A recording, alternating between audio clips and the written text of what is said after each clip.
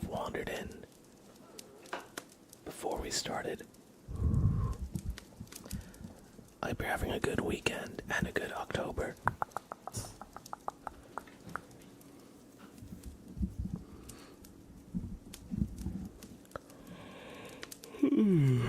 Excuse me, I'm just a little tired today.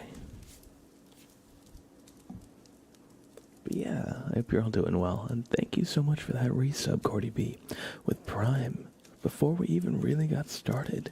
I appreciate that. It's good to see you.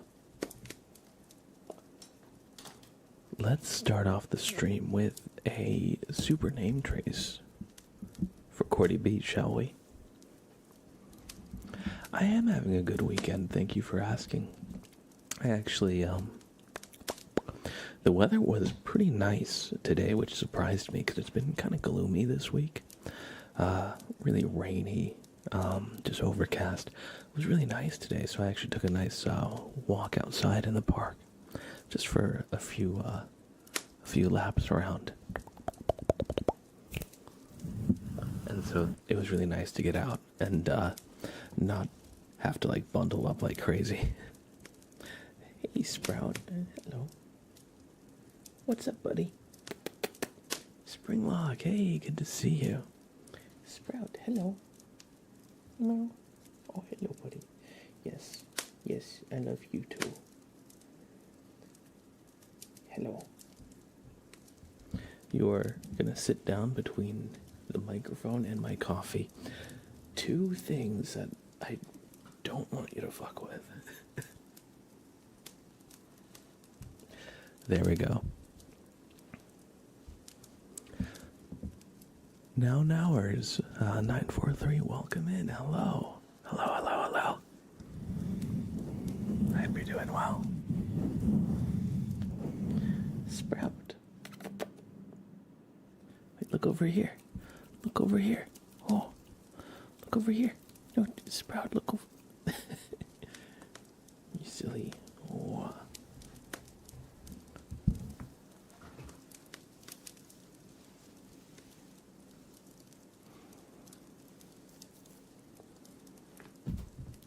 He's like, no, no, I will go right there.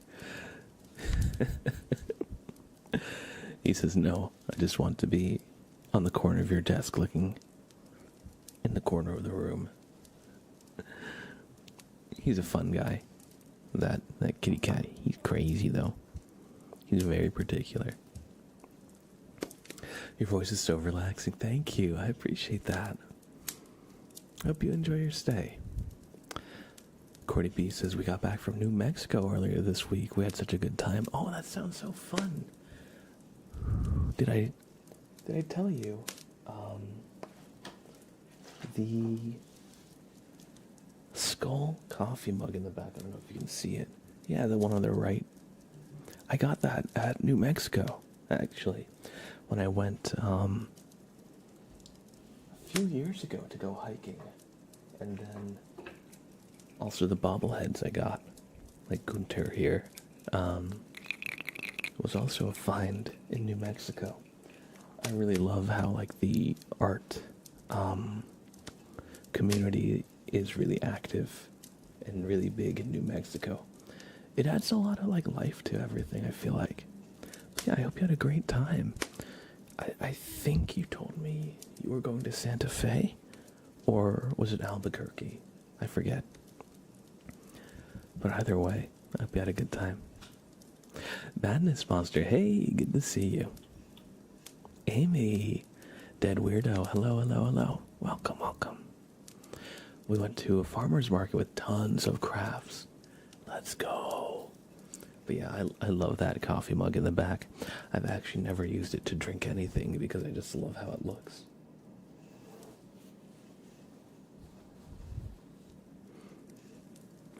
Let's give Cordy B a super name trace, shall we?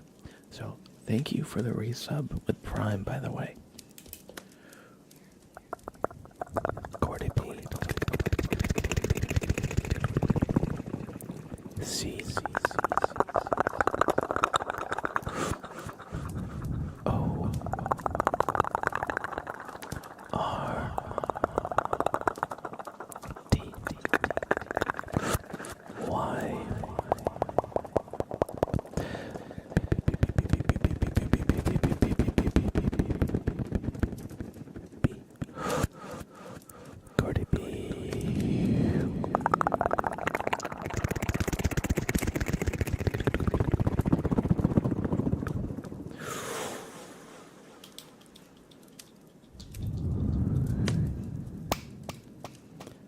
hope you enjoyed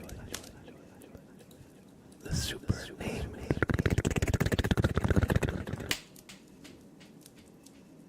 Trace, thank you for the resub with Prime. Janky Gamer says, meh. I don't know the reference. I think. Maybe. How are you? Excuse me. Excuse me. And Pinch, hey, good to see you, Pinch. Y'all. So, last stream, or a couple streams ago, the last couple streams, I was playing Dark Souls, which I'm going to continue at some point. I don't know if we'll do any gaming this stream, but we talked about doing a Bobbert art challenge. We actually did one a couple years ago, and it's been a while since we've done really any community like art events, but it seemed like there was some interest in bringing it back, and so we have started it from now until the end of the month. I'm gonna drop a Bobbert template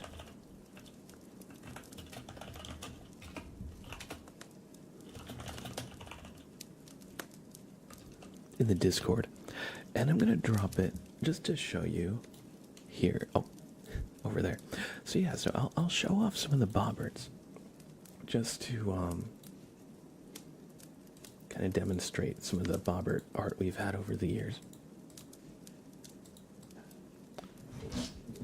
So,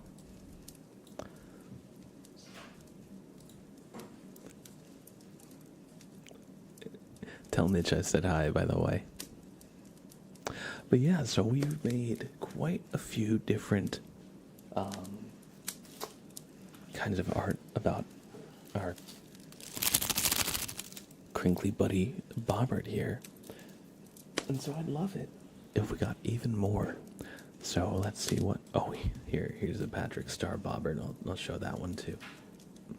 So a lot of these are ones that I did actually, but the Luffy Bobbert and the Gojo Bobbert are not ones that I did. But I figured it's time for more Bobbert art. We gotta have it. We gotta have it. So please, regardless of your art skill level, just... You know, I've provided a black and white Bobbert template. That's the one I've been using to make all these different versions of him anyway. So yeah, if you're at all interested. Does it have to be a portrait, or can we do the full Bobbert? I want to say I have like very few expectations, so whatever you want to do, but if you want to use the template, you can, but however you want to do it. If you want to draw full art Bobbert, go right ahead. Let's see. Yeah, I mean, the only real thing is I don't want any AI art submissions. I want you to draw Bobbert yourself. And of course, common sense things, like don't make it Bobberts like ridiculously not safe for work or anything, but I feel like that kind of goes without saying. But yeah, here's also a cursed Christmas card we made a couple of years ago too. So yeah, this is an example of me drawing a full body Bobbert. Here you go. Sprout doesn't like this one. Sprout doesn't like that. He got a cold for Christmas. Sprout, what's wrong, buddy? But yeah, so the more scuffed, the better. So yeah, so there's some Bobbert examples. Sprout, what is going on? Oh, Sam just got back in from a walk, so he's getting fed, and Sprout um, will not abide by. 1 second, he's trying to break out. Sprout. Criminal.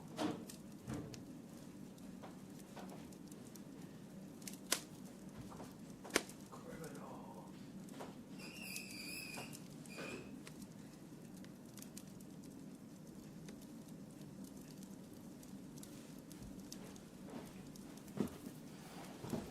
Bob art, if you will, yeah.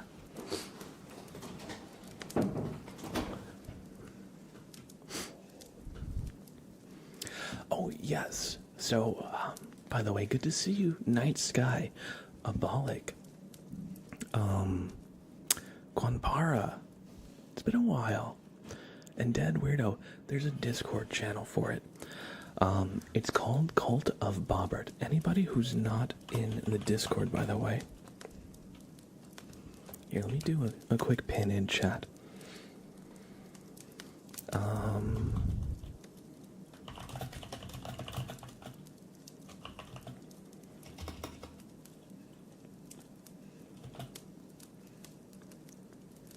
Yeah, if put it in the Cult of Bobbert and put like Bobbert submission, or I made a post in announcements with some quick rules here. So yeah. Yeah, just put Bobbert challenge in the message.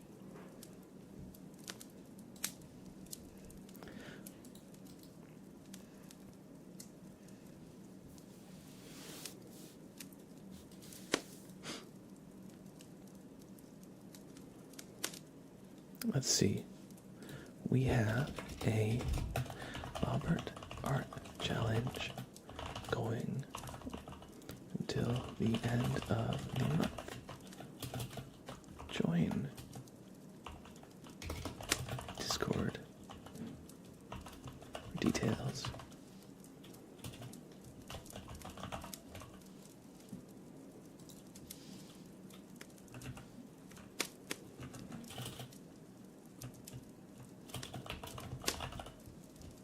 Exclamation Discord for a link.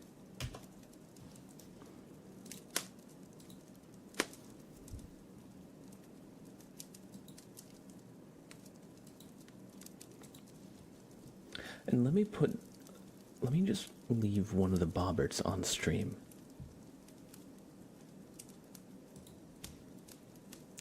Let's see, which Bobbert should we use?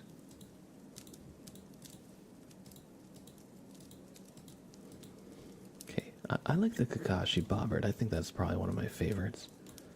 So, let's do a quick text capture.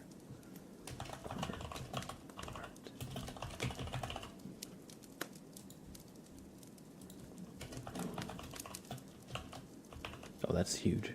Can I get the text to be smaller? Maybe if I just... Yeah, okay.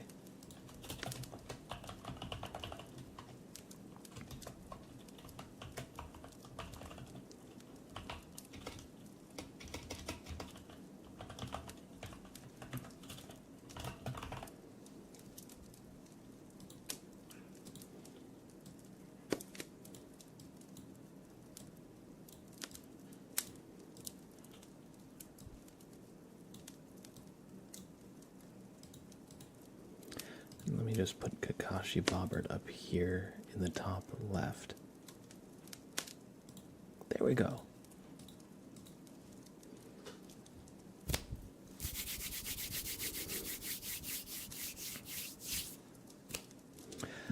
All right, hopefully it's a little bit scuffed, let's be honest, but I feel like that's in the spirit of it anyway.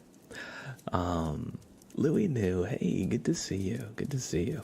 Shaker, hey, how are you, Shaker? It has been a while, but I'm glad to catch you, Quanpara. I was actually thinking, because whenever I stream on Saturday, I feel like we see a lot of names that we haven't seen in a long time. So I was thinking of even just changing one of my like usual stream days from Friday to Saturday, honestly. Because I know that during the week it can be hard to catch streams, but on the weekend, if you're just like kind of chilling around like during the day, it's probably a pretty good time to catch like an ASMR stream. But yeah, no, it's always great to do a Saturday stream and see a lot of like old names pop back up that haven't been here in a while. Because during the week, y'all are busy. You gotta work. You gotta get to sleep at a reasonable time. A lot of the times I may be streaming while you are working. So anyway, glad to have you back, buddy. I hope everything's been going well with you. Almost Lil. Hey, Lily, how are you? Good to see you. Good to see you. Maybe we'll do...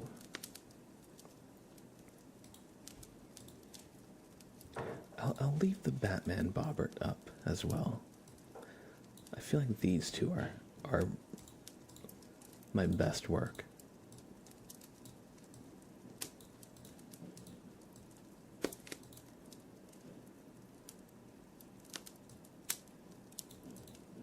I'll put them like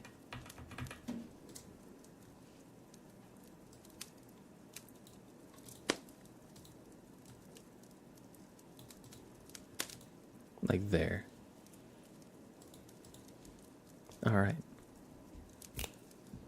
I'm doing pretty good. Thanks for asking. Feared, how are ya? I'm doing all right. Thanks for asking. Doing pretty good, actually.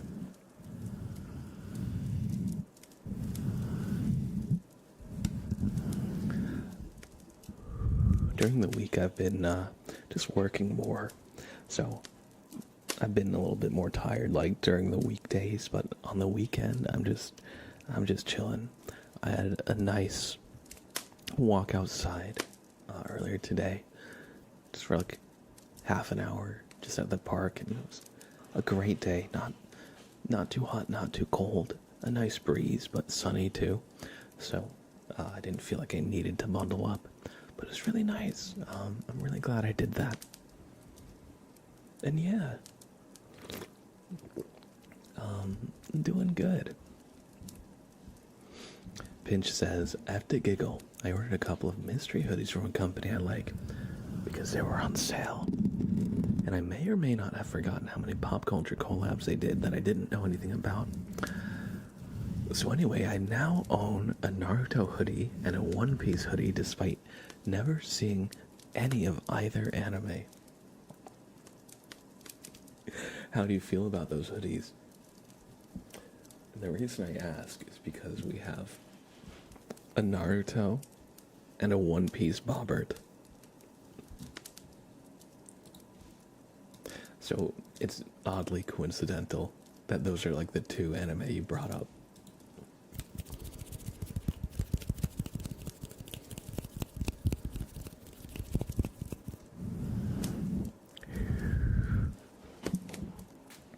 Let's open up the channel point redeem, shall I?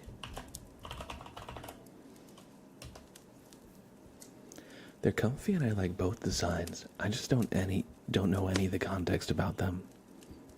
That's valid. But hey, it is sweater weather, and my favorite seasons are the in-between seasons. Excuse me. Like, fall and spring are just the best, Spring allergies notwithstanding, because I'm pretty allergic to pollen, so in the spring, for the beginning of it, I'm a bit of a hermit just so I don't get pollened on by nature.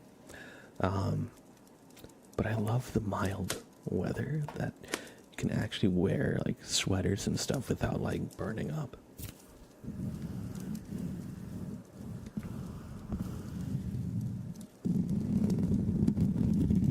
And yeah, fall has all the fun holidays. You know, who doesn't love October? Who doesn't love, like, Halloween? Oh, I'm getting a... Oh, my best friend is calling me. Spam Risk. They're always checking up on me. So kind of them. So kind of them. And they always seem to have a different phone number.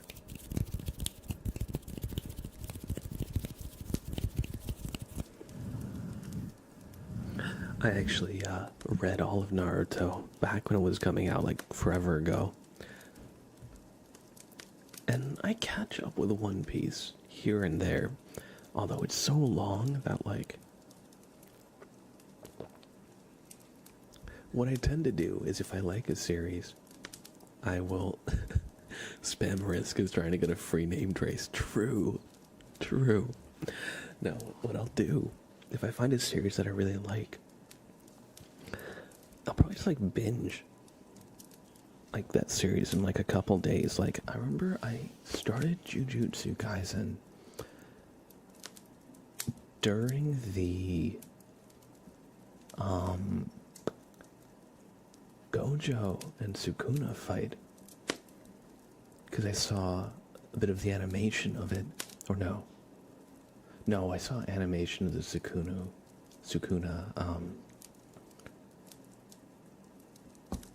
Mahoraga fight, and I was like, damn, that's pretty cool. So I picked it up. I picked up the manga, and I basically binged it all and got up to date in like just a few days.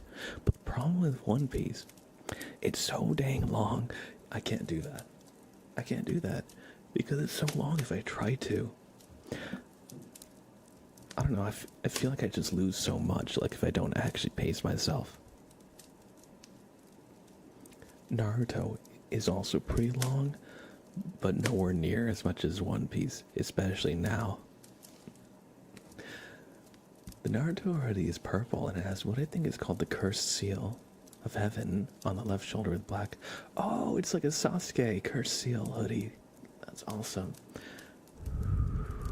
That's awesome. It has like the three kind of things. Or let me draw what I think you're describing here.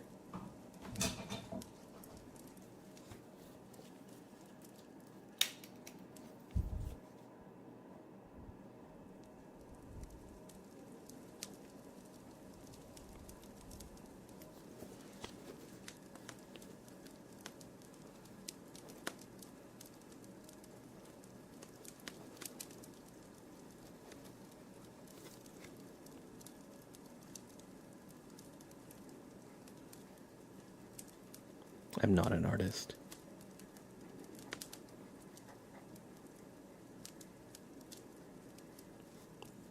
But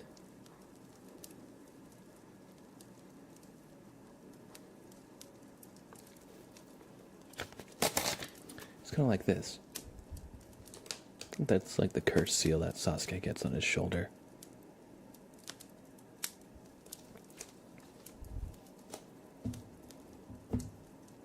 But that's what that describes, or that's what that reminds me of, what you described. Because purple is like Sasuke's color. He got the cursed seal on his shoulder.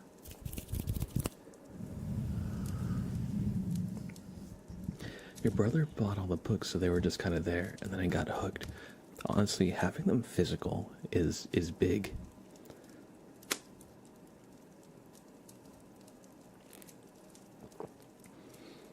When I was a kid, sometimes I'd go to like Barnes and Nobles or Borders or bookstores that had like manga sections, and I would just like read some of the manga.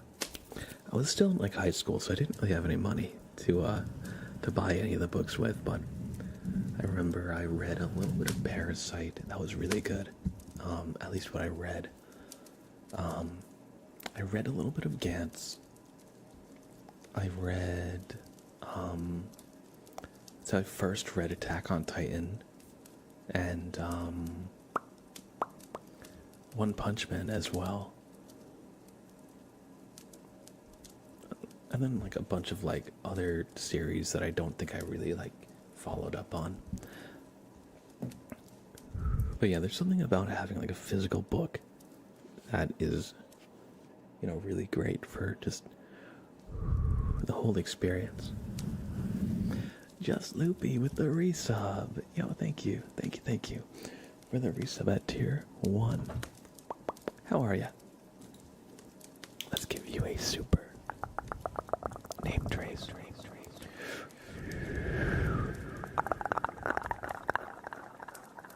J. U. S. T. Just. L. O.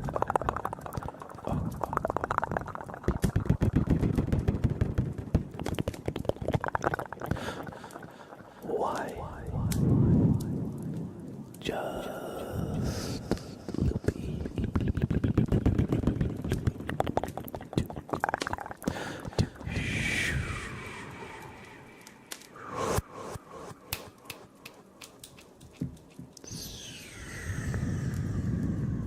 Thank you for the resubs. I hope you enjoyed that super name trace. Thank you for asking. I am doing pretty good. Yeah, lately I've just been a lot more busy. I've been working more during the week. So, I've just been a little bit more tired during like the week itself because I've been having to wake up earlier. My sleep schedule is I'm trying to kind of fix my sleep schedule a little bit. But thankfully, now that it's the weekend, I'm well rested. I'm doing good. And I had a nice walk earlier outside.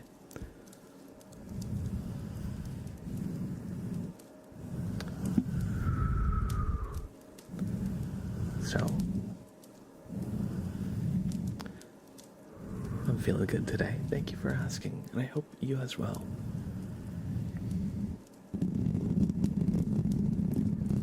Oh, sure. Yeah. I would say more people watch anime than read manga for the most part. First off, it's like way more accessible. Like, I've watched several anime just like on like Netflix. Like I watched Death Note. I am watching Dan to Dan. It's still coming out.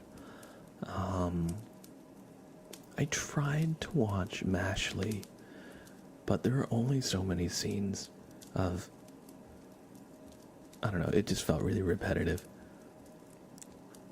So I unfortunately didn't continue after a few episodes.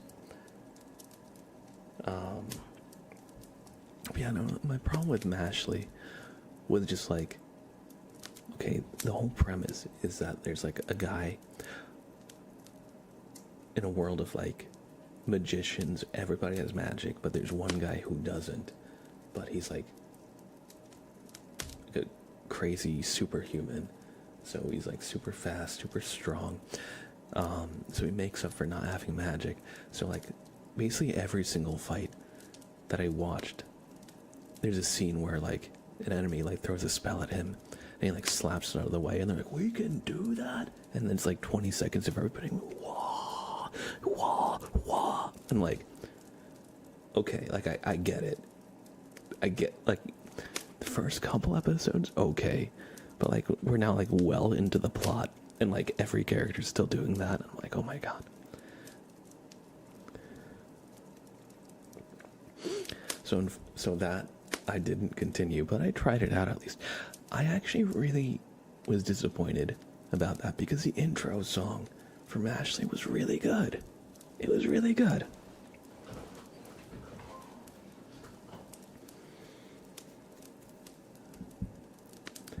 And it wouldn't be so bad if it was just like little bits here and there, but I swear every time that happened, it got dragged out for like 2 or 3 minutes. And so I just couldn't continue it. But yeah, I feel like things like that in manga, the pacing is better. I've heard that One Piece pacing is really not that great in the anime. Also, by the way, Winters, hey, how are you? Good to see you. But yeah, One Piece, I've heard the pacing in fights, it's not that great. You get a lot of people just standing around for a very long time because they only have like they have to adapt like a couple chapters into like one episode. And if it's a chapter that's just fighting, then like you're gonna read through it pretty fast. There's not that much dialogue, but they have to adapt that to a full episode. So so yeah, like if it's a lot of dialogue and a lot of story stuff, that's fine. But you know, a fighting chapter where a lot of it just happens quickly, it leads to the bits where like somebody throws like a punch and then like the person waits for like 30 seconds and then the punch finally hits. Then it shows the punch hitting from like 3 angles, and then it shows like everybody's like reaction to it, and I'm like, and then finally it shows the guy getting hit. And I'm like, oh my god. But yeah, so in those instances, I definitely prefer the manga, because I feel like it flows better. But other than that, I will say, like, some anime have really, really fantastic animation. Like Jujutsu Kaisen, like the Sukuna in Shibuya. That was, the animation for that was like crazy. It was so good.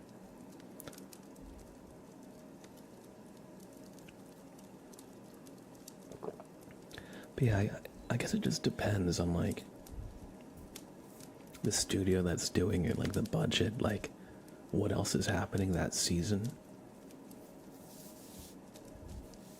Let's see.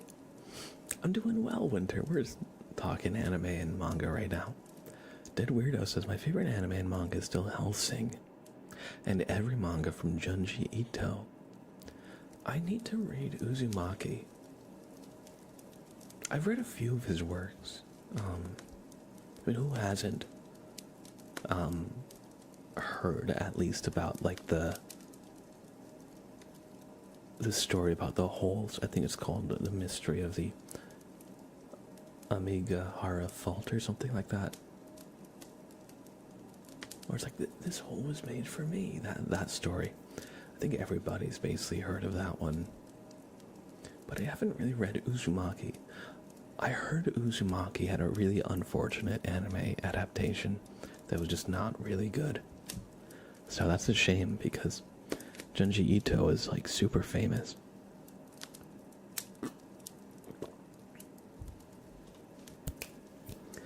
A lot better than last week. I had a cold / virus. I'm glad you're feeling better. Getting sick sucks. Getting sick sucks.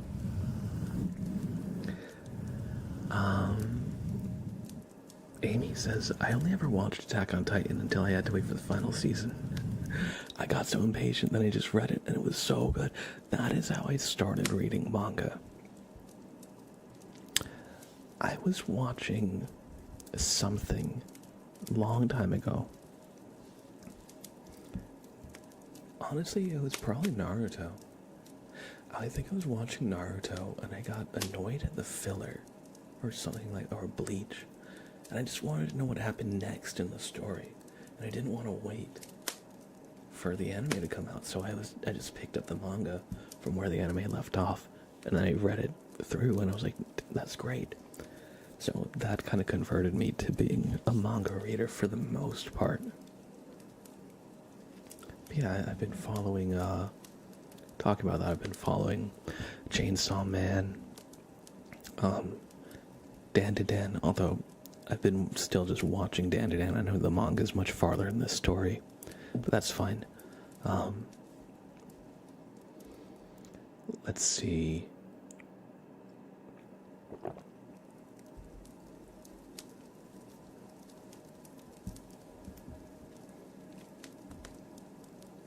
I actually haven't been really following that many manga these days, because the ones that I was following ended.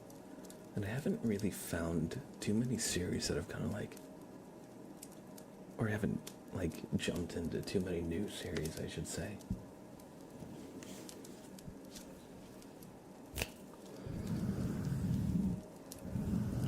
Welcome in, Nakji. Okay, I hope I didn't butcher your name.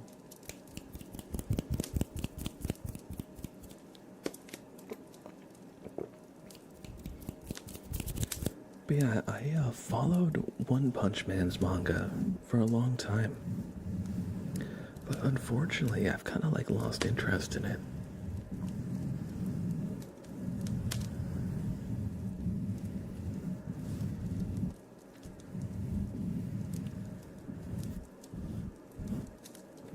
But I should go back and read Death Note, because I watched Death Note and I really enjoyed it. But I heard that the second part after the time skip in the anime,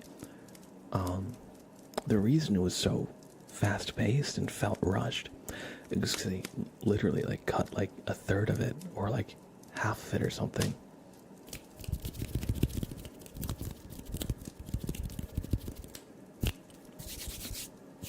Same to me with anime. Try Demon Hunter. Meh. Yeah, I don't know. I watched the first couple episodes of Demon Hunter. It didn't really stick with me.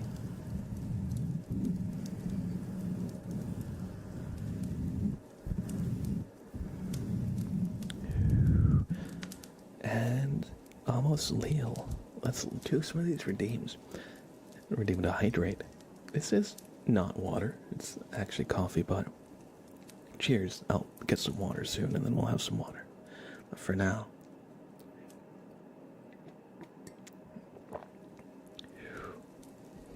thank you for that.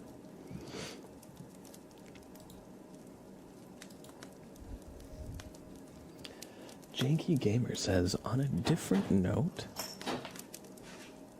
Sprout is trying to break in. Give me 1 second.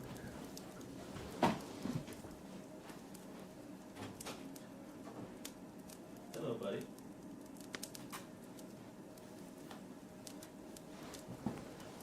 Hi, Sprout. Come here. Come here. Got the boy. We got the boy. Here you go.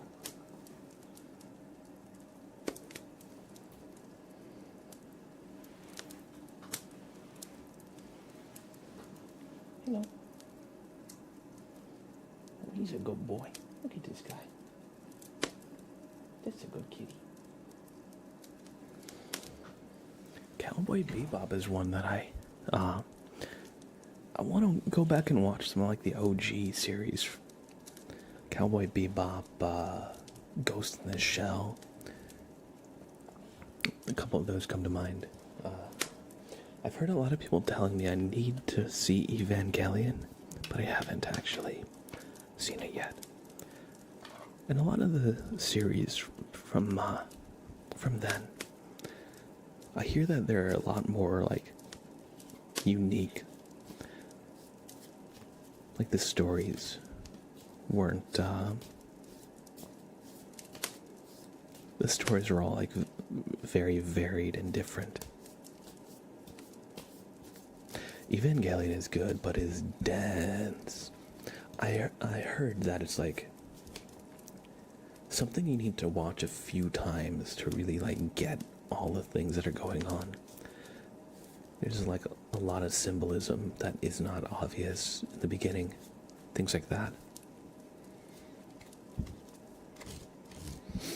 This is a certified Sprout moment. He is a great kitty cat. He's a great kitty cat. He's a good boy. He's just a little crazy. He's just a little crazy. Soggy Ninja. Welcome in, welcome in. Naruto has more filler than Bleach. I wouldn't know, actually. Because I decided to read both of them. But I've heard that Naruto, I've heard that the Naruto filler is actually not that bad, because it brings a spotlight on a lot of the side characters that did not get really much focus at all during the main series.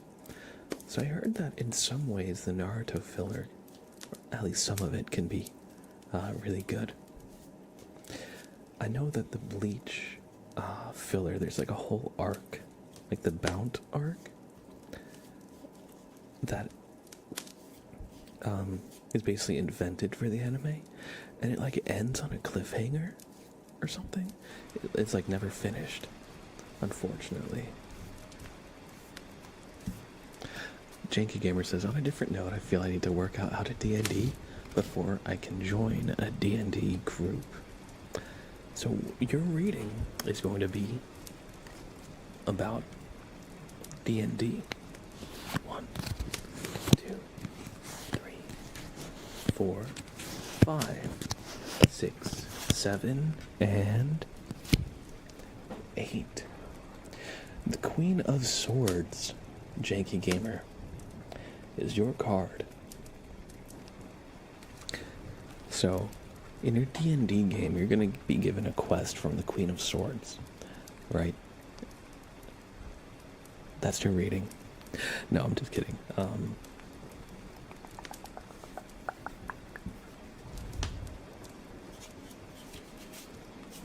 It says, it stands for harmony, reason, a sense of justice, diplomacy, and balance. It says, if we all knew each other's faults, we would find it much easier to forgive one another. And it says, do not lie, especially to yourself. So maybe this is saying, one second. Sometimes my hair like goes in my mouth, like 1 or 2 strands.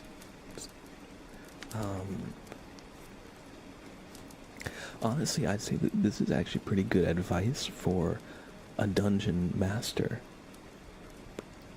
and being part of a group. You know, being in D&D. How do I say? A lot of it, like, I don't think anybody needs to study to play D&D. Like, obviously, you need to have like a basic grasp of the rules, but basically, no matter what you do, like, you're gonna roll a d20 if there's a chance of failure. But yeah, I mean, this card is about harmony, balance, reason, and diplomacy, which, if you're in D&D, you're gonna need all of those things as a DM or as a player, because it's cooperative storytelling, right? So your character has their own motivations, their own goals, but so does everybody else at the table. So you're going to need to find a way to balance your own goals with others. You're going to want to take the spotlight at times, but then step back and let other people have the spotlight in their moment. You're going to have to work together as a team, depending on like your group dynamic. It might be difficult. There's a lot, I mean, that's why they say the biggest killer of D&D games is scheduling and interpersonal drama between players. More so than any actual like monsters or enemies. But anyway, if you find yourself in a tough situation where you're finding yourself butting heads with other people, just try and take a step back. Just try and take a deep breath and see if you can find like a good balance. Take a diplomatic approach. Sometimes compromise is the best way forward. So I'd say that's what the Queen of Swords is telling to you. And in D&D specifically, compromise can be the name of the game, but it's much better when everybody's collaborating together rather than like trying to pull the story in different directions and stuff. That's my 2 cents, and that's your reading. I hope you enjoyed, buddy. Dead Weirdo, thanks for hanging out. I really enjoyed being the dungeon master or game master myself. So I agree with you there.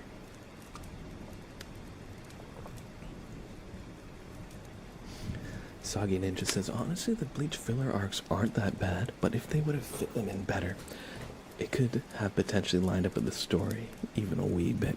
I hear that, yeah. I think it was just like the timing of it, because the manga went on a long break after like the halfway point, and the anime still had to produce episodes, so they just had to like invent their own story to kind of fill the gap. And they just returned to the manga story when the manga had enough material to work with, but it was very disjointed, I hear. Although I also hear it wasn't really that bad. It was just a little confusing if you were watching it, and then it just like randomly was not in the middle of an arc anymore.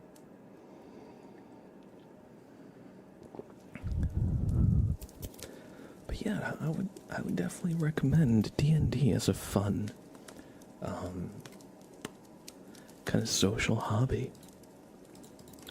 And of course there's also the consideration of like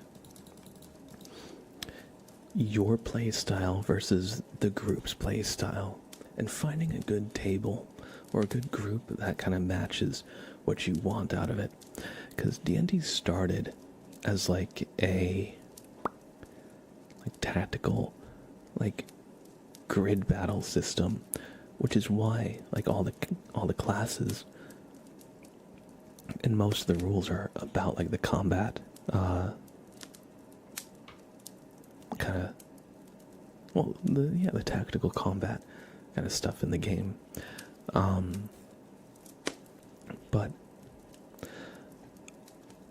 over the years it's definitely like evolved, and especially with like D&D podcasts, a lot of people have kind of different things they want. Some people want it to be more like roleplay heavy. Some people want it to be more combat heavy. Some people like a nice mix. Obviously a nice mix is I think the best in general, but you know, sometimes you get into groups where there's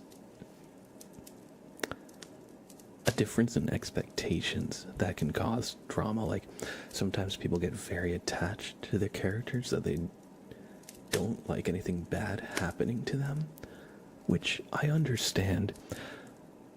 But you're playing a game where you're fighting monsters and stuff, and you know, if your character goes down and dies, that's a real threat. That's part of the game. And some people that I've played with have gotten like personally offended and really mad that their character like died. But I'm like, well, I don't know what to tell you, because like I'm running monsters and your guy left the group and charged in head forward into a group of like 3 enemies. Of course you're in the middle of fighting them, they're gonna fight back, you know? And so it depends on like each person's like tolerance for like what they're looking for in the game and what they're willing to put up with. But yeah, some people like the puzzles. Some people like just hitting things in combat and doing big damage numbers. Some people want like a character arc that like runs for a very long time, and if their character dies, you know, it kind of cuts the character's arc kind of prematurely. But if you're the dungeon master, you can also turn that into, you know, a new character arc too. It's, you know, that's part of the thing with cooperative storytelling. Like, no one's the main character, because everybody's a major character. So you want the players to feel like they're important to the plot, but you don't want any one character to like overshadow the rest of the party, and that can be a balancing act, that's for sure. Valley Off, hey, how's it going? Alice in Borderlands, hi, good to see you. trouble is, it'll likely be joining an existing group, and that's my biggest issue. I'd rather it be existing friends or all noobs. That's totally fair, yeah. I mean, what I have done in the past, especially when I lived in upstate New York and it was very new to the area, I actually looked up like D&D events that were happening, and I joined a few tables for like one-shots that were happening at like coffee shops and that kind of thing. And a lot of those events tend to be beginner friendly, and so that could be a good way to kind of step into it without like dedicating yourself to like joining a long running game.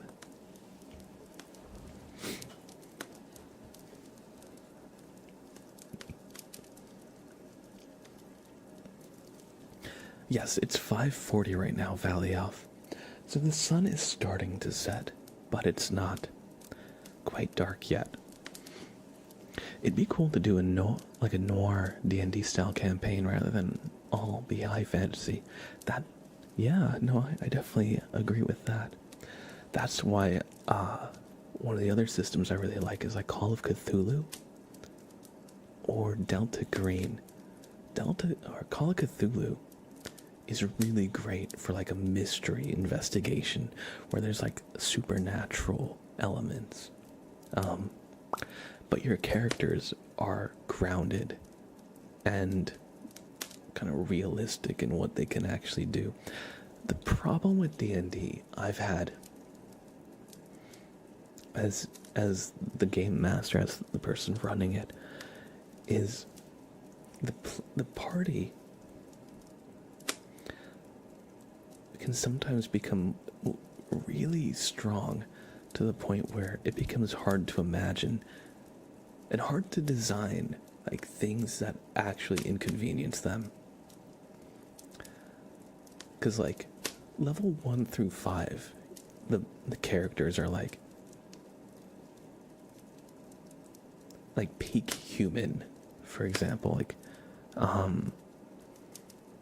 or like a level 5 to like 7 character is like kind of like Captain America or something. Like they have moments where they can like really do some superhuman stuff, but other than that they're mostly normal in terms of like what they can do.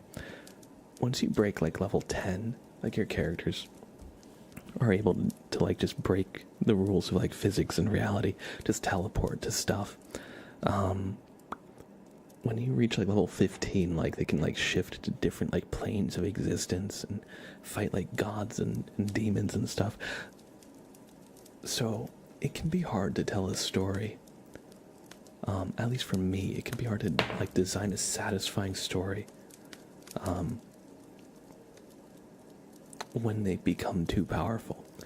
That's the issue I'm running in with right now in my Pathfinder game. It's like I intended this story to be like a certain like, you know, a certain way, but the party has gotten so strong that I'm like, well, there's no reason for them to actually be like struggling with this or that.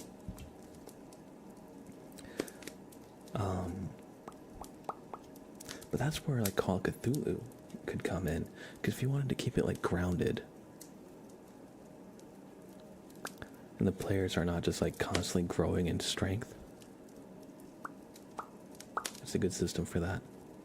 I'm trying to think of a good example of what I'm trying to get at. But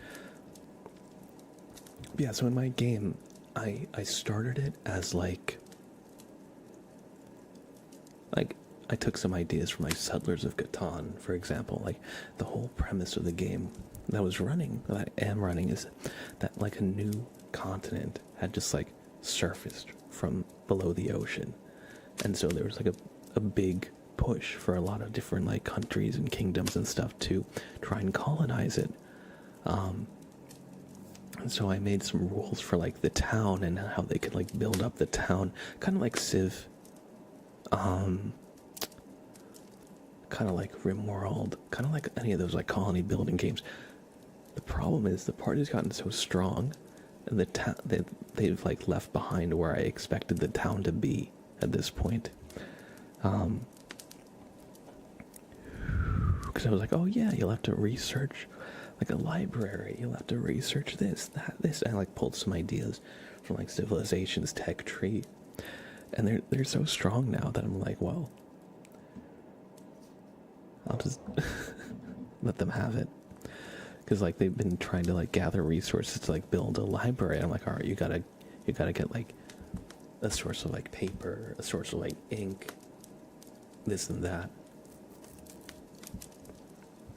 But they're in like a new continent, right? That's largely uninhabited. So I was thinking, oh, during downtime they'd like be doing like little missions where they're like trying to discover like resources and stuff. But it got really tedious really fast. So I just kind of like have streamlined that bit. So a lot of it just kind of happens in the background. That's one of the things about like running a game in D&D that can be hard. Like sometimes the scope can greatly get out of hand fast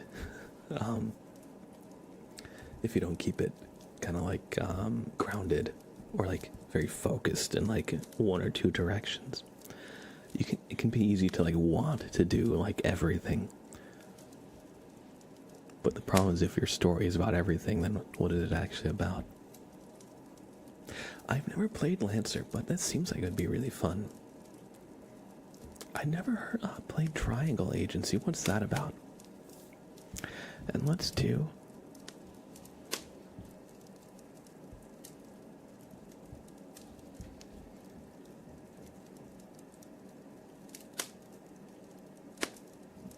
Look at that guy. What's he doing? What's he doing?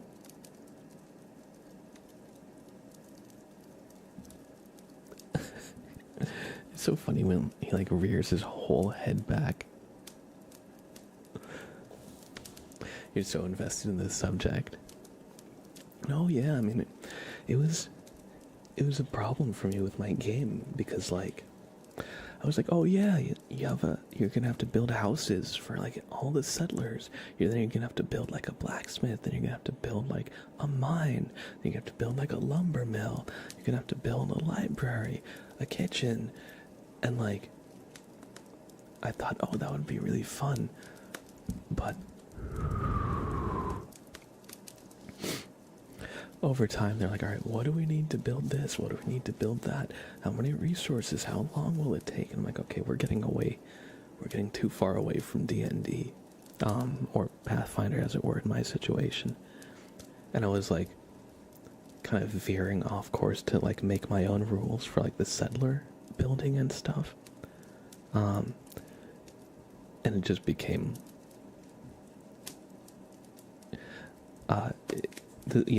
the scope just was way too big for me to actually like keep it fun.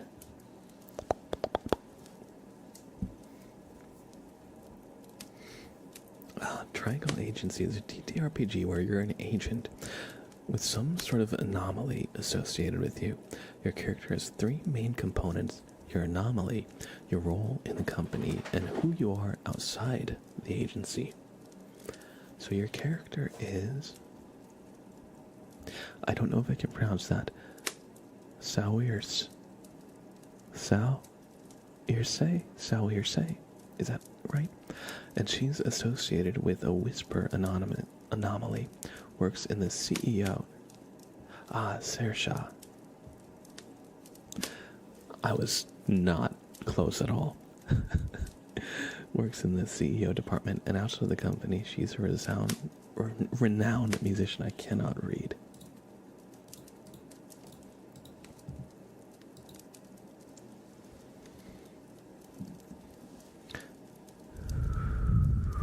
A whisper anomaly. So what you're saying is that she's an ASM artist.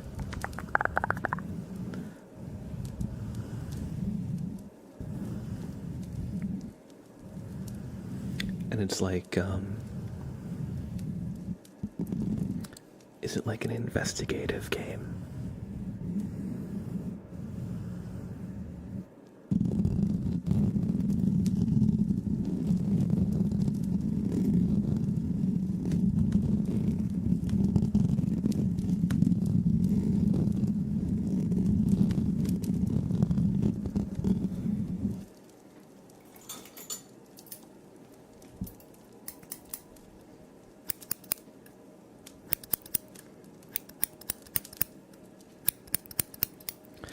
I've always wanted to do like a D&D scenario.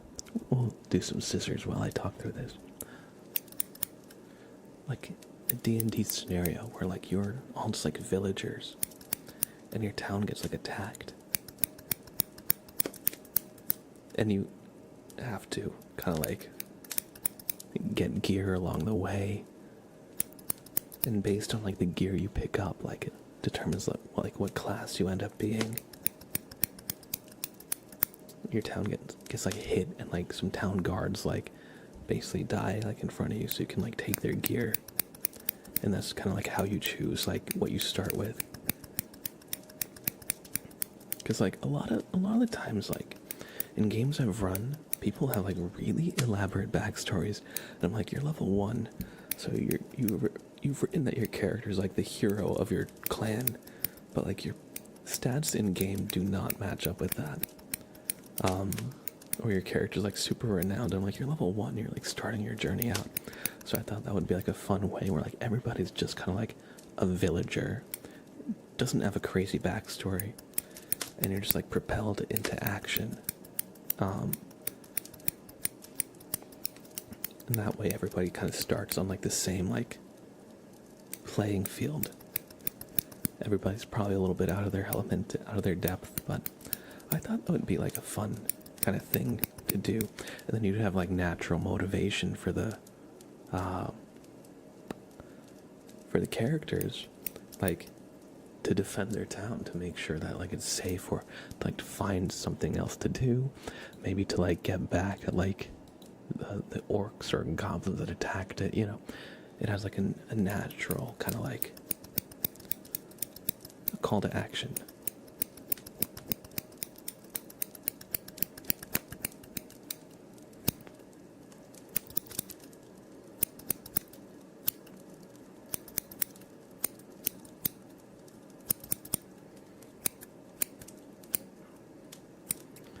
Let me try to think.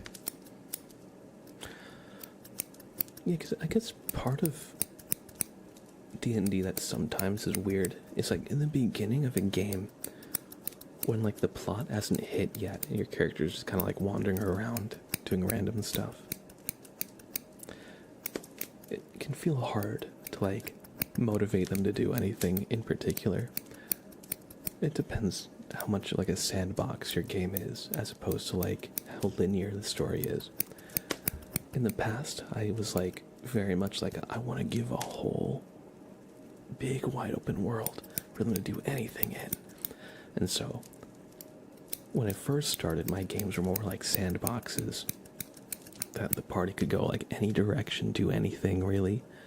But the problem is those games became really unfocused, and the players all kind of always became like murder hobos, never staying in like one area, just kind of going from place to place, and like not really having any overarching goals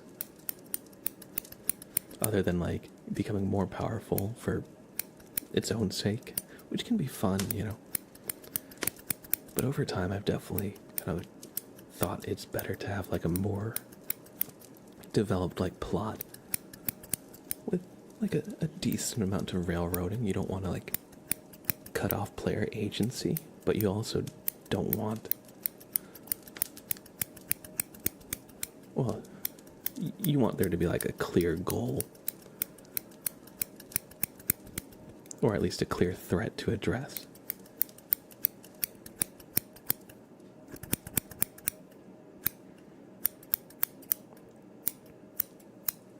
Mint Graveyard, Gamer Izzy, Chicken Nuggeter, hello, good to see you. Your party gets assigned by the agency to locate and subdue anomalies. kind of sounds like Delta Green. Delta Green, I don't know if you played it, but it's like Call of Cthulhu, but, excuse me, you're working for like a shady government kind of classified agency. And so there's like an element of like spies and stuff. Where Call of Cthulhu is, I'd say more like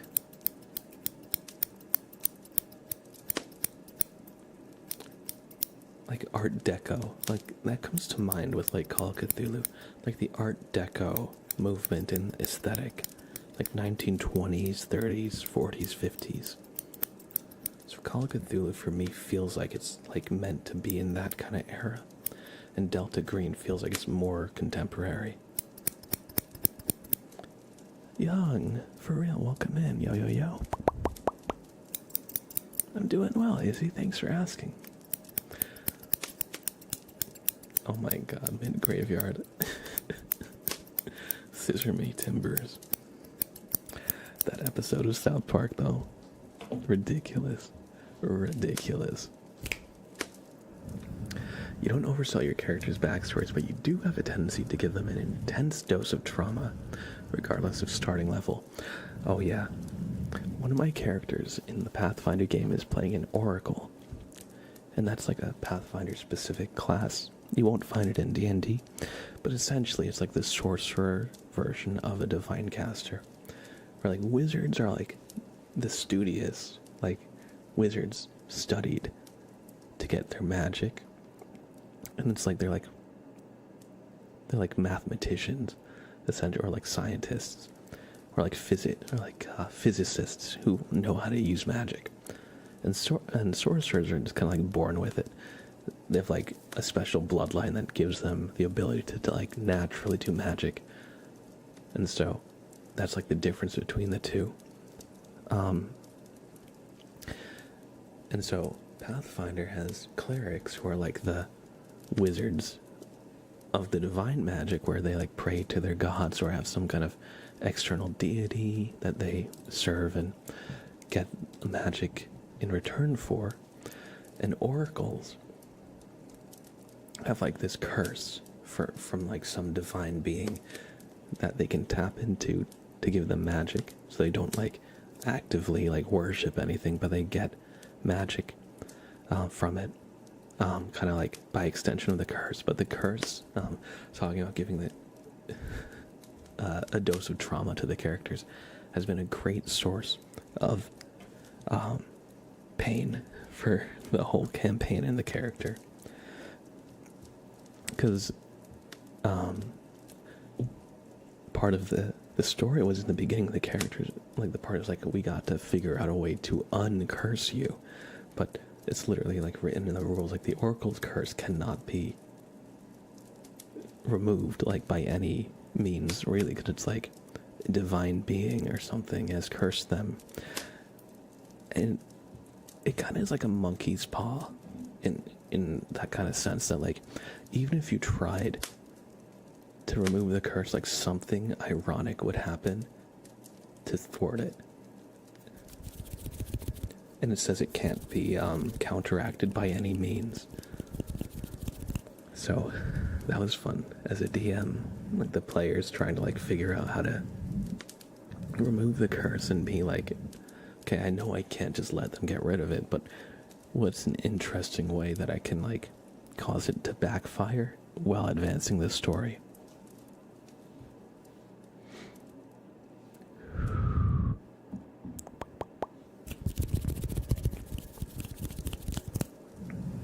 Judah, hello. Hello, good to see you. We're just talking like some D&D stuff. I forget why we're on this topic, but right now my game is on hold for all of October, since everybody's very busy during October with spooky festivities and stuff.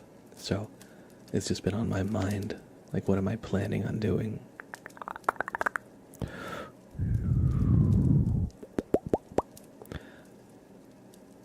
D&D. Haven't heard that name in ages. Oh yeah, it's fun. Hi, it's me. I'm the reason it's... Oh yeah, you're right. We were doing a tarot reading. And yeah, you were, you wanted to... You were talking about wanting to get into D&D, but,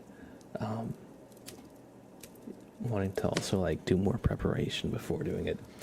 If y'all want, I think it could be fun to do some kind of, like, community D&D one-shot. That could be fun to do. Because we've done community gaming and stuff. So a community one-shot.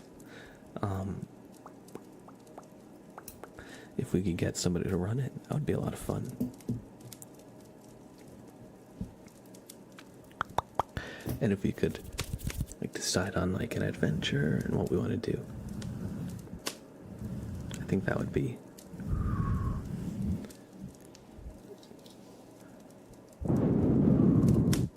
a fun way to kind of help y'all learn, but also share one of my big hobbies with y'all. Let's do a dark side name trace. Abolic. You've come to seek out a dark side name trace. You must be foolish or brave. Perhaps both. But very well, we will accept your offering. And in return, you will have your name traced into the records. Abolic. A. B. O. L. I. C. K. Abolic. 8. 8.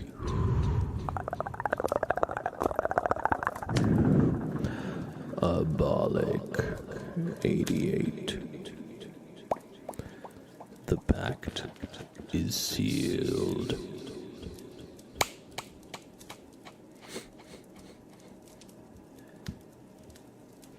We hope you've enjoyed this. We hope it was worth it, Abolic. Thanks for doing a dark side name trace.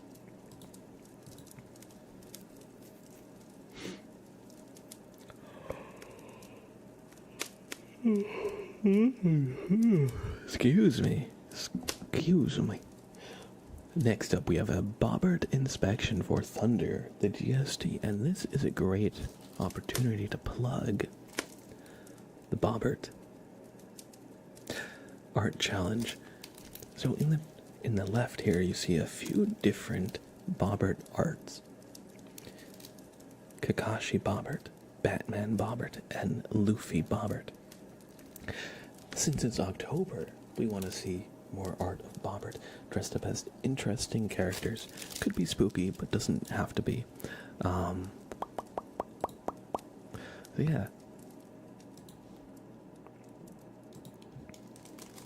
So yeah. In the Discord, we have a Bobbert art challenge running. If we get enough submissions, I would like to have 3 winners, and we'll give them each like a coffee mug or something, or stickers. TBD. This is fairly kind of impromptu. But yeah, please, we'd love to get some fan art of our boy Bobbert, who gives the inspections. If you look in the Discord, there's a channel called Cult of Bobbert. I've uploaded a basic black and white Bobbert. I'll show you.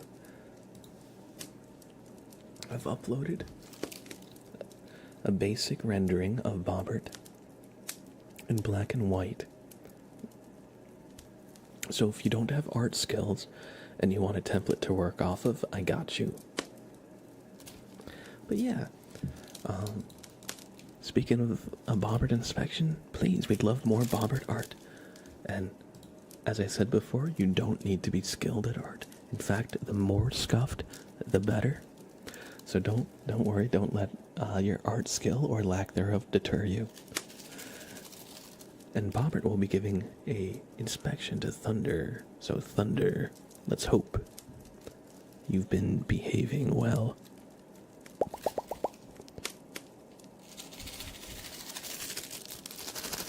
I see. Really? Okay. Thunder. Bobbert says there's something very wrong up in there, up in that headspace of yours. As if you've gotten cursed by some evil presence.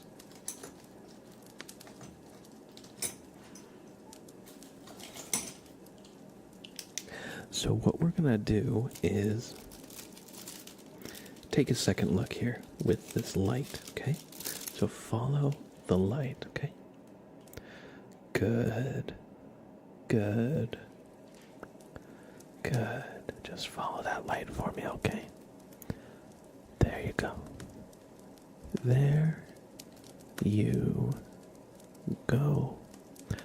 Perfect.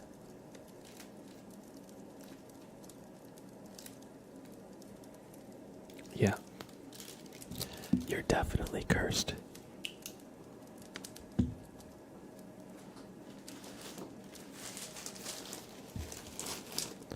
So Bobbert will do a ritual with these runes here to draw out the source of this curse.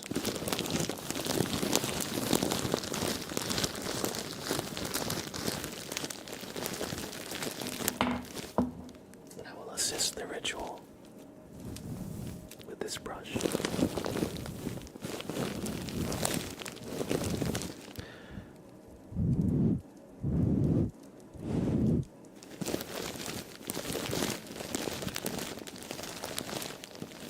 I see it.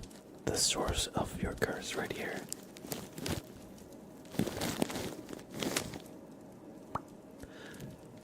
Thunder.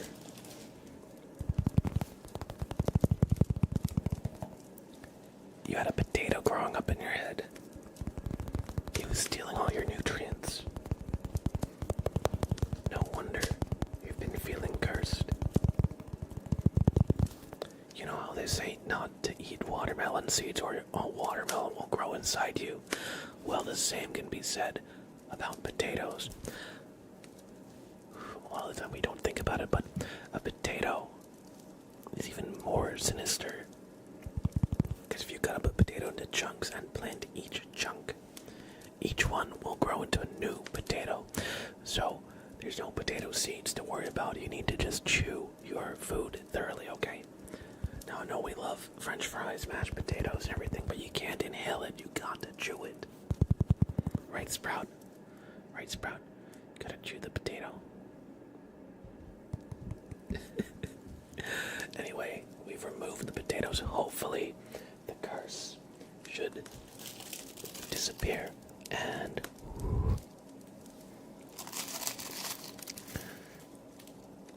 looks like you pass.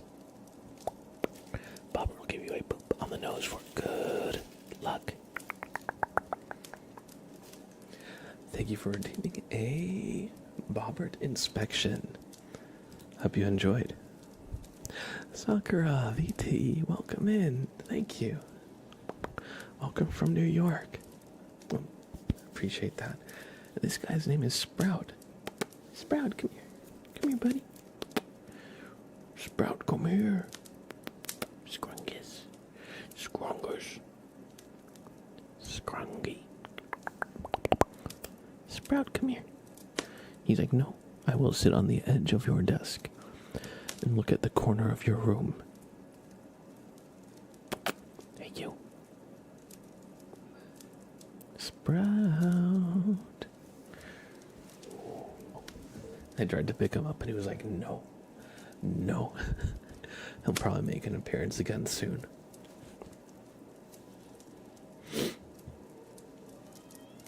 Oh, Sprout, come here. Sprout, come here. just a little. Thank you for the follow. Arina Nagy, welcome, welcome, welcome. I hope you enjoy your stay. We have a super name trace for dead weirdo. Oh, hello.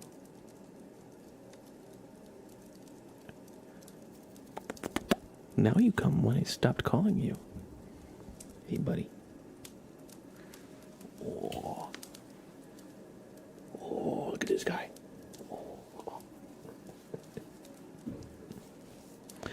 He's like, unhand me. Sprout, you just got fed half an hour ago. It's not your dinner time for another, it's 6:10. You get your dinner at 8:30, buddy. He's like, but it could be 8:30 somewhere in the world. G-Star, how are ya? I'm doing alright. A wee bit tired, a little tired, to be honest. But pretty good otherwise. No complaints here. But yeah, I've just been working more during the week, especially earlier in the day. So I've been getting up at 7. Normally I would get up at 9. So I'm just trying to fix my sleep schedule a little bit so that I'm less of a zombie later in the day. Because I have the bad habit of going to bed at 2 in the morning or later. What do they call that? ADHD, bedtime sleep revenge or something. Or bedtime procrastination. Sakura says, I'm a bit much drunk, so I apologize. Oh. You're good. You have nothing to apologize for. I hope you enjoy your stay. Talkies. I'm doing alright. Just a little tired, as I was saying, but in general, I'm doing pretty good. Thanks for asking. This time of year is my favorite time of year. So I'm happy about that. Sprout says time is a social construct. It is. Time is a social construct, but you know what? Social constructs exist for a reason, Sprout.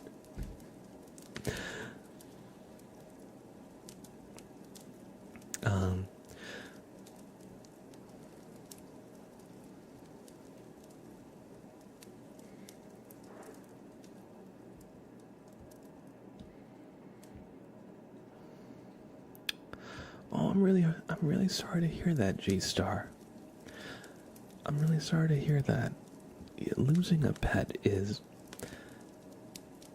just awful. You know, I've had many pets over the years. And it never gets easier, but I hope, you know, it sounds like from your comment you gave this dog, the best life you could. And, just try not to beat yourself up for it. I'm sorry for your loss, buddy, and I hope, you feel better soon. You're gonna hit Sprout with that, Mr. Always on time.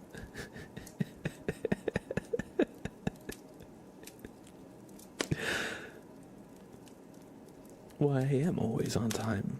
I'm a wizard. I arrive exactly when I want to. He says, giving the most cop-out answer ever.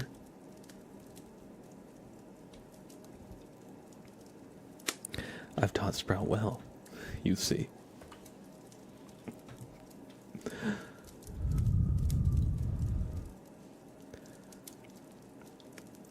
But yeah, no, G-Star, try to remember all the good times you had, with your dog. You know, I'm sorry for your loss.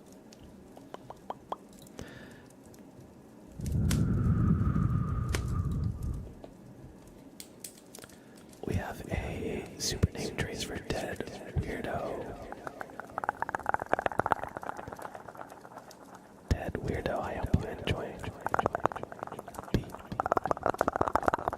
E A D underscore W E I R D O Dead Weirdo.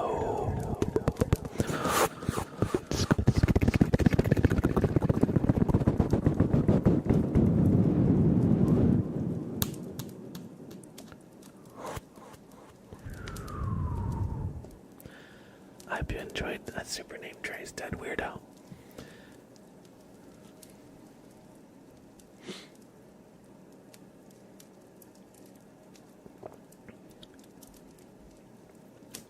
Welcome in, Shay Show.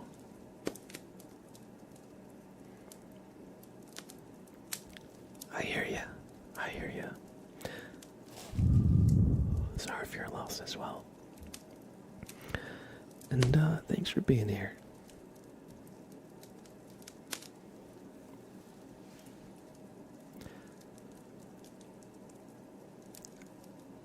I hear you, G-Star.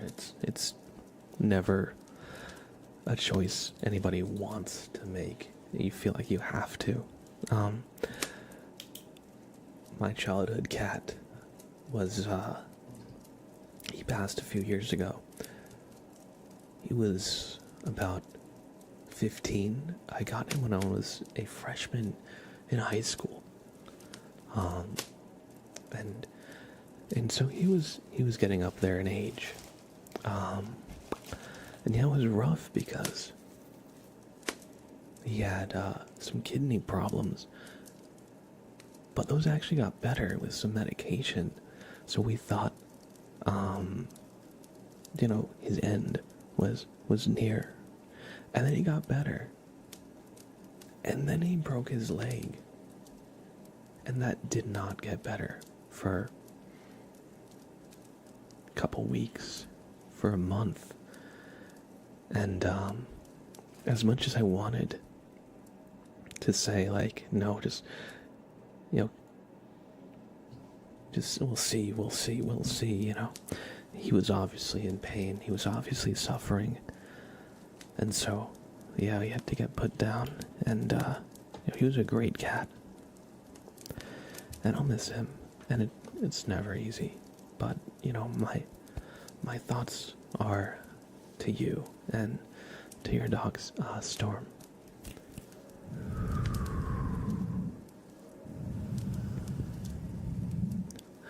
Shaysha, thank you.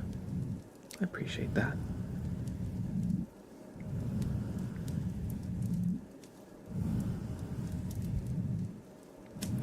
We have a bobbert inspection for Just Loopy.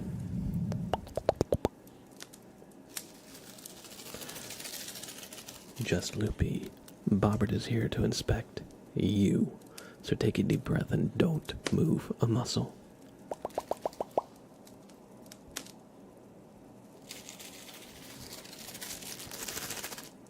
Really now? Okay. Bobbert says he sees something that you want to give to him. One sec here.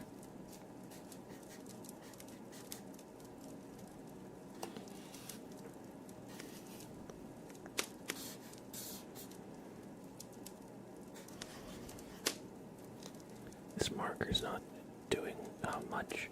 Can you see this? Oh, you can, okay.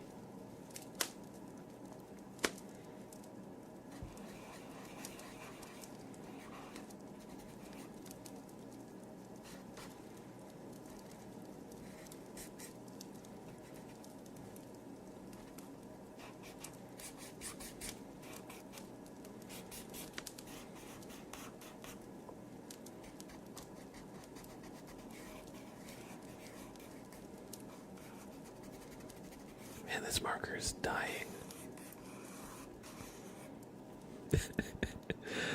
Alright. But Bobbert saw that you had conjured up a mental image, and so let's see what it is. You drew an omen of Bobbert's demise. Bobbert does not take kindly to this, and therefore you'll be getting a Bobbert beatdown.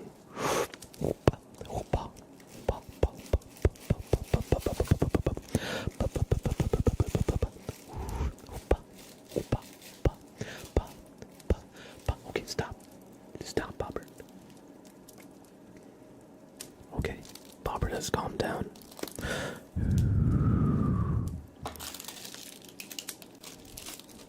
He's going to give you a quick scan to make sure everything's alright.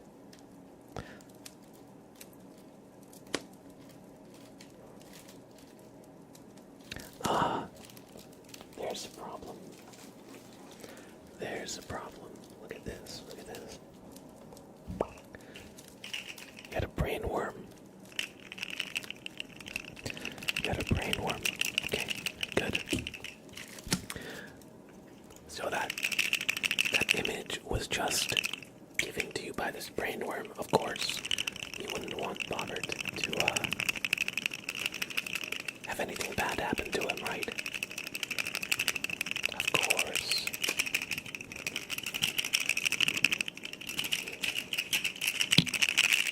So we'll set this brain worm aside. And Bobbert will take one last look at you.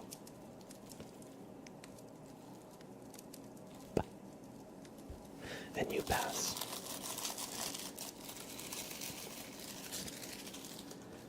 To be honest, he still seems a little on edge, but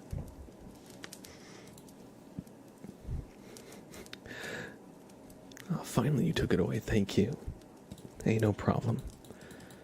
You know, you gotta let the brain worms reach full maturity before you harvest them.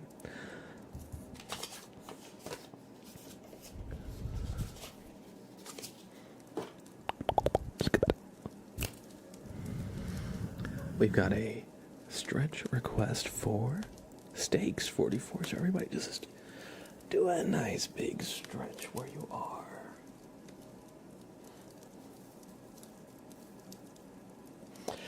Have a good night, by the way. Sakura VT. Take care. I've been waiting to give the gun show. Oh yeah, oh yeah, oh yeah. I wish. My arms are a little noodly. I need to work out more, yeah. Pump that iron. I've been doing a little bit of strength training. Just trying to build up the habit again, the routines. The problem is it's so hard to build up a good routine that it's so easy to lose it. Like, it takes, 21 days of doing something consistently before it gets set as a routine. And it takes just not doing it once or twice for me to, forget the routine at all. But that's part of why I went on a nice walk outside, just trying to, since I work from home, if I don't force myself to go outside, there's a good chance that I won't. Butterscotch.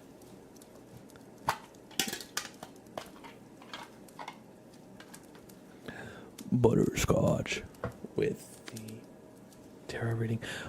Give me 1 second. Give me 1 second.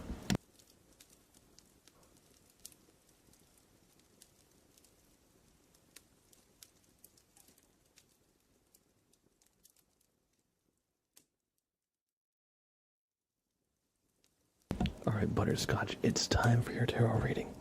Your card will be the 8th card in the deck.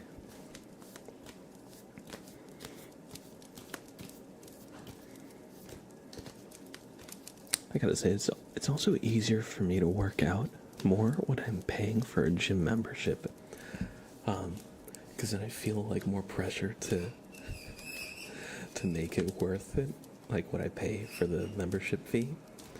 But these days I just have some like dumbbells at home, some adjustable ones that I can like throw some weight plates onto. But it's so easy to just be like, I'll do it tomorrow. I'll do it tomorrow.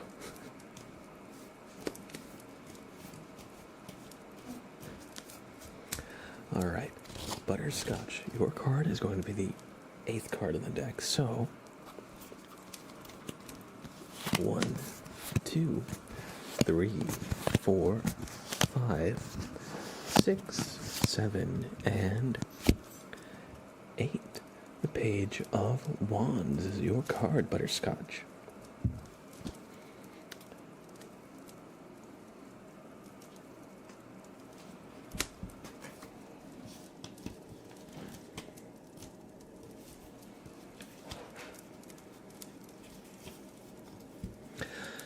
It says,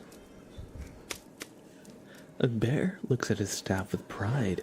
He is dressed as a knight with a red feather in his cap. He is standing in a desert, a sign that he is young and brave enough to start something new, even in a wasteland. It stands for optimism, a love of freedom, creativity, and the ability to feel at home anywhere. The time for new opportunities, ideas, and somebody who takes risks. It says you have to swim against the stream to get to the source. And so, this card tasks you with exploring the unknown.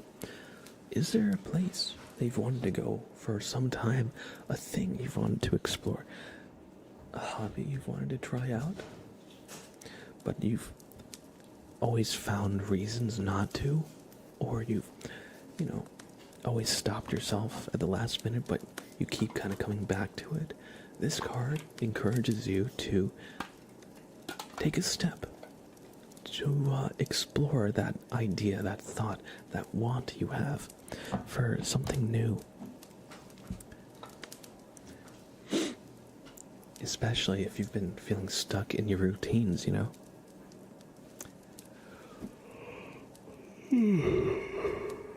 So yeah, go out there, try something new, try a new hobby, try going on a little adventure, something like that. I'm sure you'll have a great time, and you're sure to learn more about yourself. You're sure to grow through the act of stepping out of your comfort zone. And maybe you'll discover something amazing. Maybe you won't, but that's part of it too. I hope you enjoyed the reading. Alright, everybody. I'm going to take a quick 5. I've been live for about an hour and 45 minutes now, and I gotta go to the bathroom. I gotta get some water, stretch my legs, maybe get a snack too, all those fun things.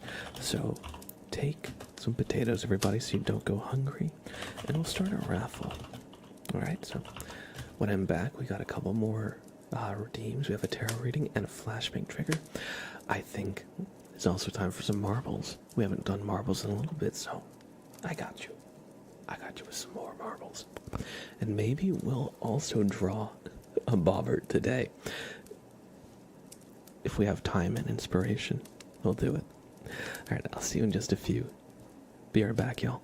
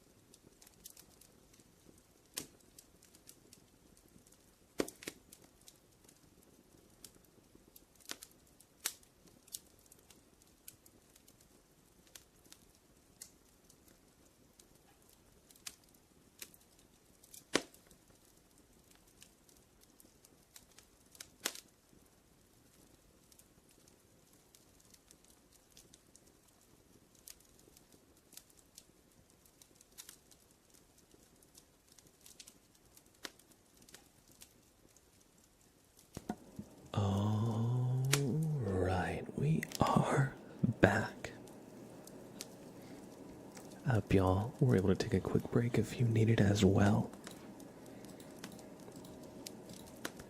Right now we've got a tarot reading for Thunder. Excuse me. They want me to roll a d20 to find their card in the deck, so that's what we're going to do. We're going to roll this d20, and wherever it lands is going to be their card. So, right, that is 11.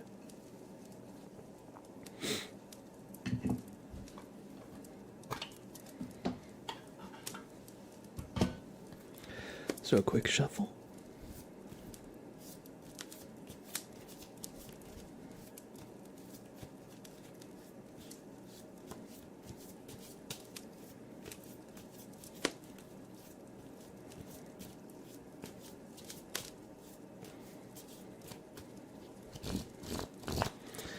And your card is going to be the 11th card, so 1, 2, 3, 4, 5, 6, 7, 8, 9, 10, and 11 is your card.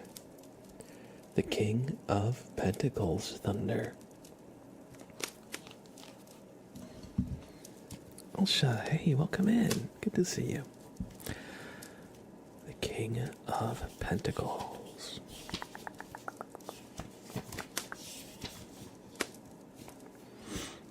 It says that the king relaxes in his castle.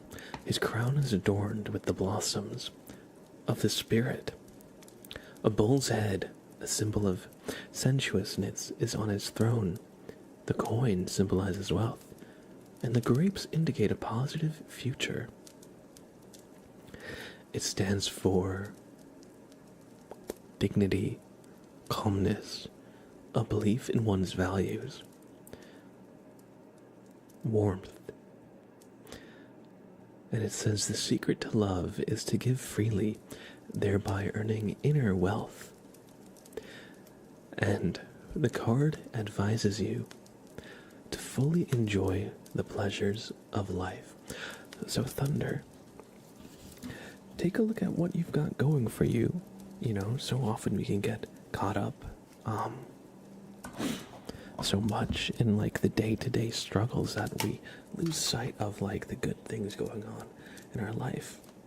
So it calls on you to kind of just remember them, appreciate them, and try to lean into them, especially when things become tough. You know, you don't have to kind of like make things harder for yourself, and we often do. So yeah, you know, in a time of trouble, don't be afraid to lean on, like, say, like friends, family, things like that.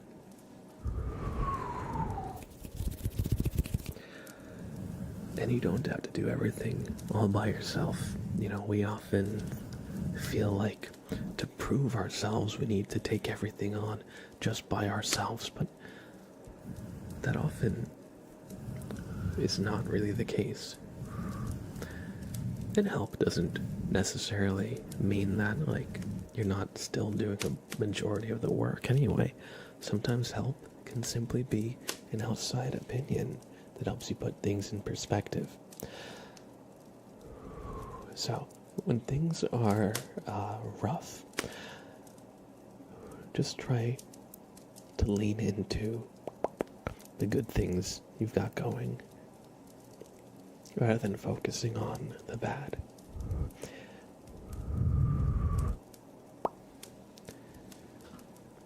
I hope you enjoyed this reading.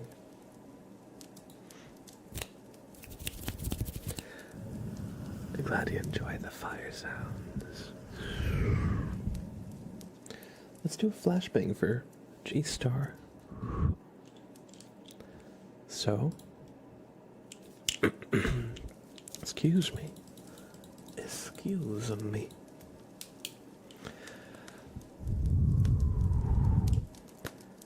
Have a good night, Talkies. Thanks for hanging out again, and sleep well, friend. So, this next redeem is called a flashbang redeem, because I'm going to be taking this light and shining it very brightly at you, okay?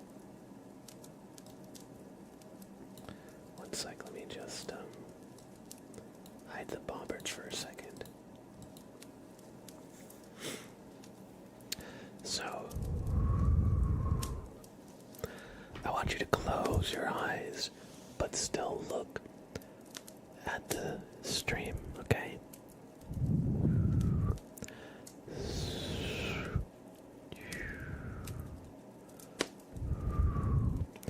Good, it's the light that gets through your closed eyes.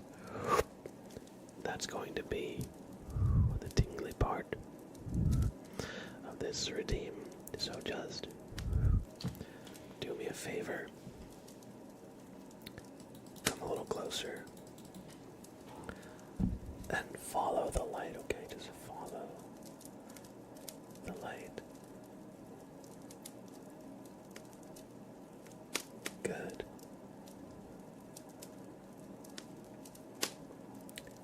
It seems you got into an accident, and we need to do some routine maintenance. One of your sub-processors short-circuited. So, hold on really quick. I just got to get in there, and we're just going to... There, I've popped it out of its circuit, and we'll get a new one in just a sec here. Just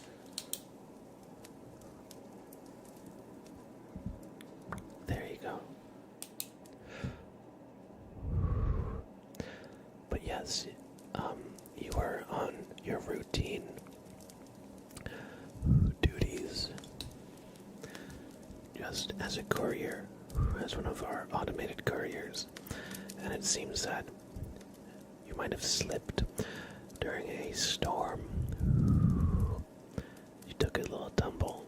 Your chassis had some minor superficial damage, scratches, a small dent where you must have collided with the ground.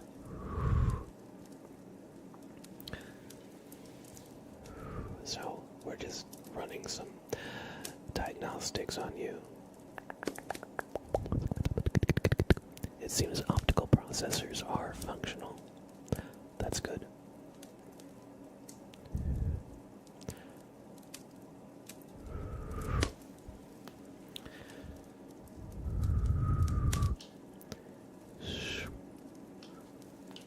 How many times did the light flicker on? Okay, can you tell me?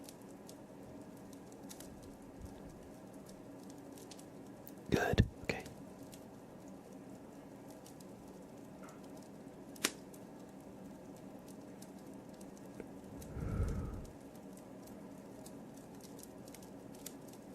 Good job. Alright. It seems that, aside from that one sub-processor, things are doing alright. So, you'll be sent now to, the shop to just get that scratch buffed out. And a fresh coat of paint. I hope you enjoyed this flashbang redeem. Thank you, G-Star. And hopefully we'll get you back to tip-top shape.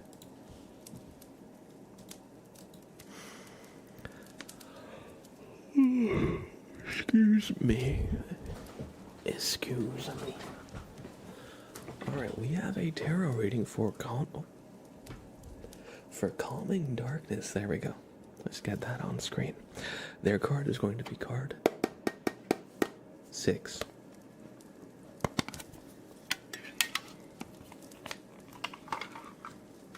So we're going to do a little shuffle.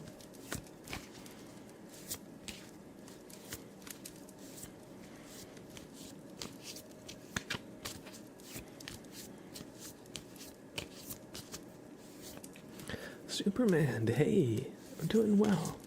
How are you? Just hanging out, having a nice weekend stream. Now that we've given the cards a little shuffle, actually we'll do a riffle shuffle too.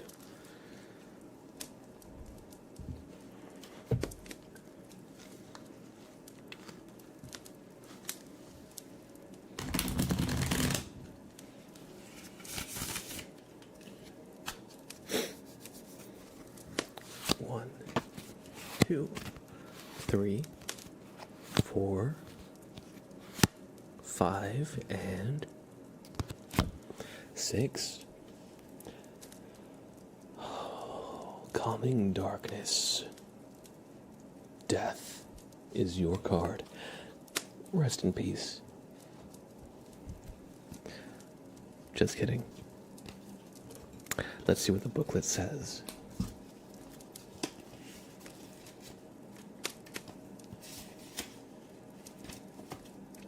Death is 13. It says, the bear of doom rides through the world wearing the robe of death and gritting his teeth. Kings and bishops fall before him. To him, everyone is equal. Neither crown nor church will endure. Only that which is eternal will remain. It stands for the end of a phase, change in its purest form, a willingness to strip off the past and to leave our achievements behind, to meet the unknown, to find out what will endure. And it says, worldly losses may lead to spiritual gain. And it tasks you with opening yourself up to new experiences. It warns you against trying to hold on to things, trying to hold on to the past as things are changing, because that will only make things more difficult. So even though things might change, as they always do, right? You know, everything changes. But even as things change, it's not all bad, even if it can be uncomfortable in the short term. Every door that closes is another door that opens as well. So don't think of change as purely a negative experience. Even if it is rough in the short term, you'll be able to grow and learn from it. You'll be able to learn more about yourself and what truly matters to you as well.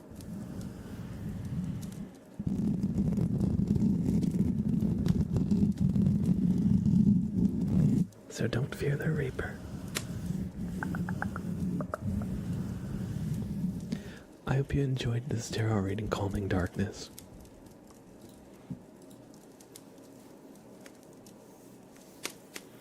And,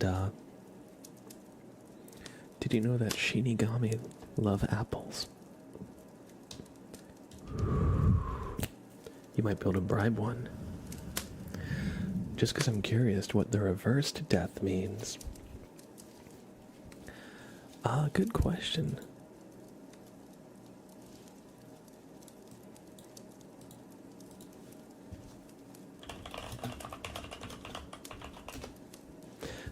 This booklet doesn't actually have the reversed cards, but we can see, if I look it up, it says, the death reversal represents a fear of change, repeating negative patterns, resisting change, and stagnancy and decay. It signifies that change is coming, and you've been trying to resist it as much as you can. You could be worried about letting go of the past, or you could be not sure of the changes that you need to make going forward. But resisting the change and holding on to the past can limit your future, which can cause you to feel like you are stagnating or in limbo. You may be halting the changes that you need due to fears of the unknown. While you can still be afraid, you should trust that you are taking the right steps and move forward. Life moves forward, so fighting passing time is only going to leave you with regrets. Death does not have to be a card of regret, especially if you heed its warning.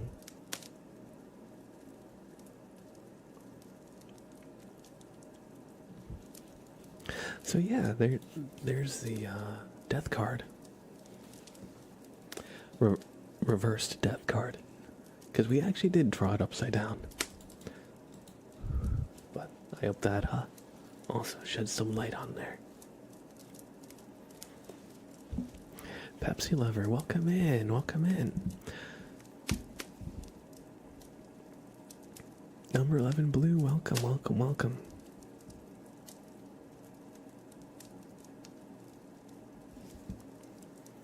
I'm glad it was spot on. We have a super name trace for Tiger Lily. And I'm actually going to pause the redeems because after this, we're gonna switch gears and play some marbles.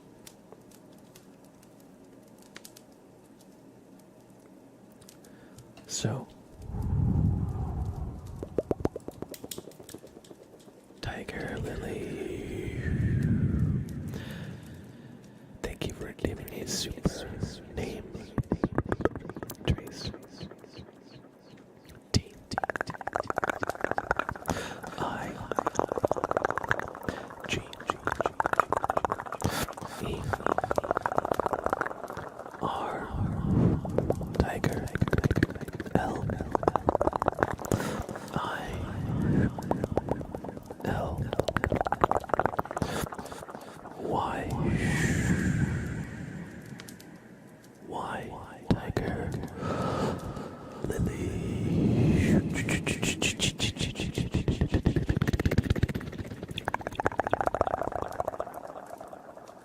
I hope you enjoyed this super name trace. And thanks for redeeming it. Everybody, we're going to play some marbles now, so let's switch gears. How this works is, in chat, when we choose a map, all you need to do to join is type !play in the chat. I'll tell you when. And if your marble wins, you will get a super name trace just like we gave to Tiger Lily. We're going to do 3 races in total because 1 race is just not enough. So let's do some spooky maps, alright? Let's see, spooky. We have Spooky Gateway Graveyard.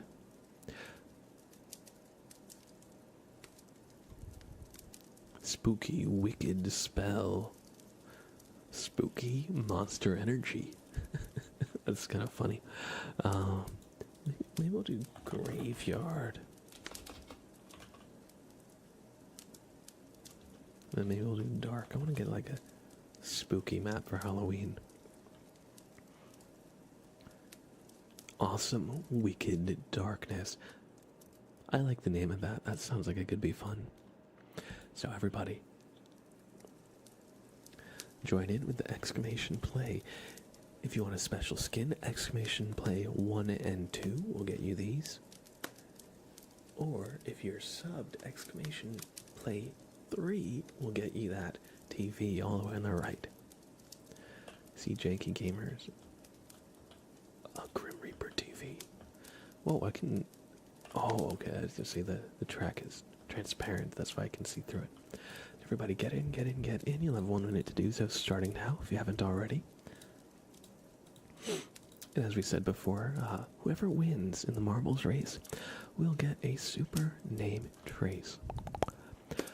On the off chance I happen to win, then I'll give that name trace to the last place marble as a consolation prize. So, get a marble in the race if you haven't already. We'd love to have any and all. The more the merrier. This will be race 1 of 3.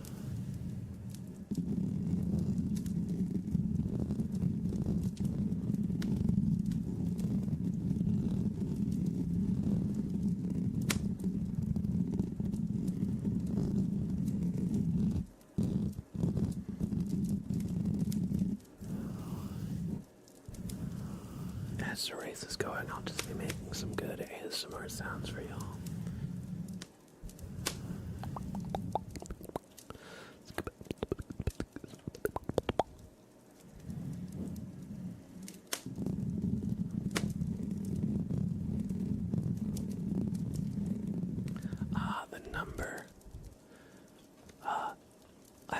skins you can use. So that's why Night Sky and Just Loopy and Amy and Janky have different marbles.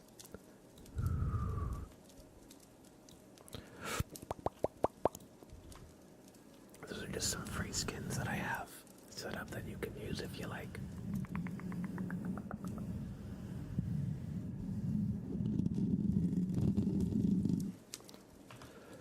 Marzi Market in the lead here.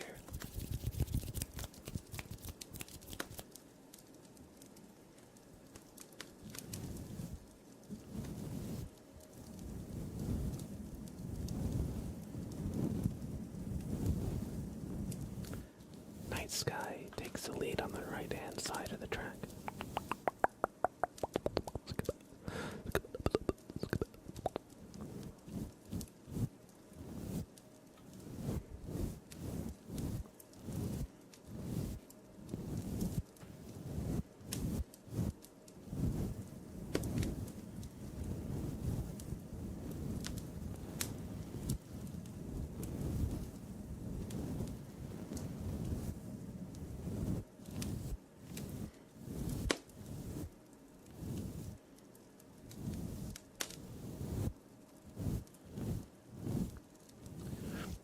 Night Sky might just take it. Let's look and see the rest of the positions in the marbles. Night Sky's in the lead, but we got plenty of marbles in this corkscrew. Janky Gamer, oh no, all the way back there. The rocking gives me anxiety. Oh no.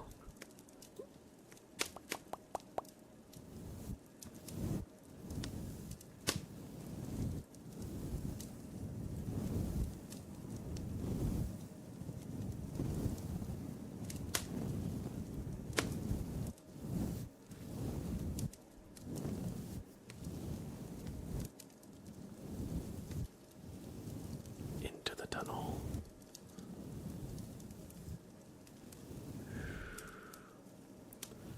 Oh.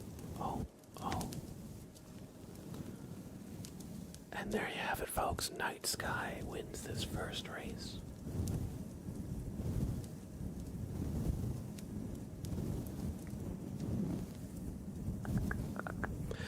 All in all, I thought this map would be a little more spooky, being called Awesome Wicked Darkness. It's a good map, but I wanted one that's truly spooky. So, we'll look for one in the next map. So, congratulations, Night Sky 35 and Galactic Mango with a resub. Thank you, buddy. I appreciate that.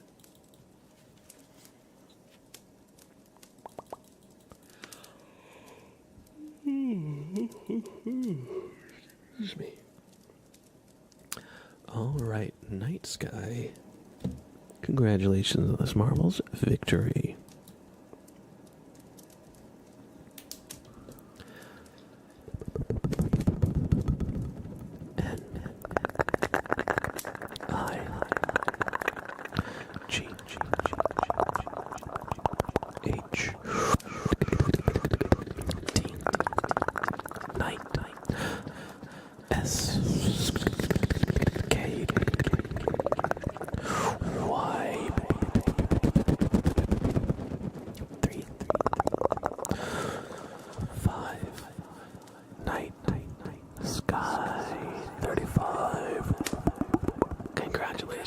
Marbles.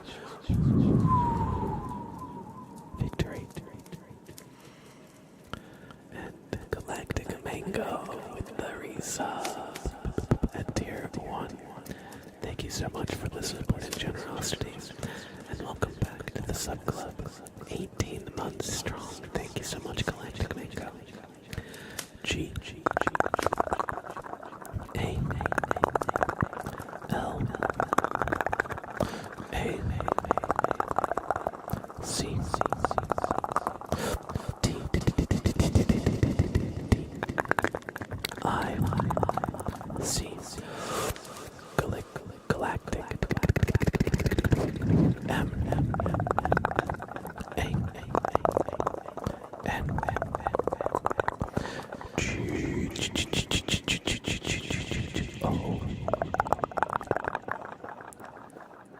galactic mango.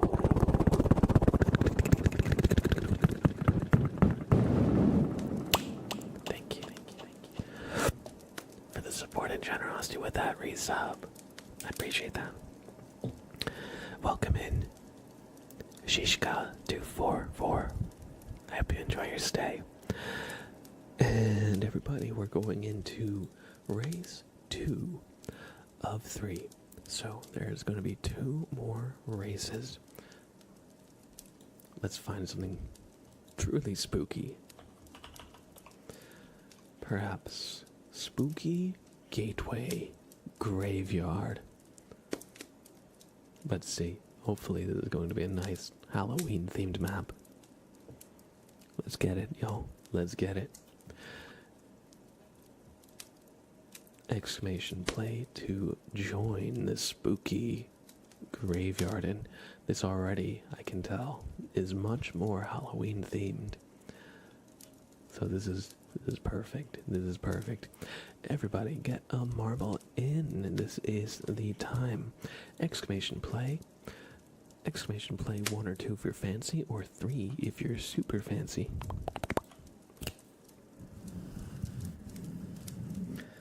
But as always, whoever wins.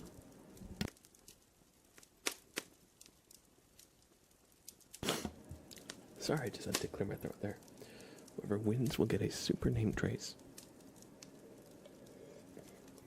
So get in if you haven't already.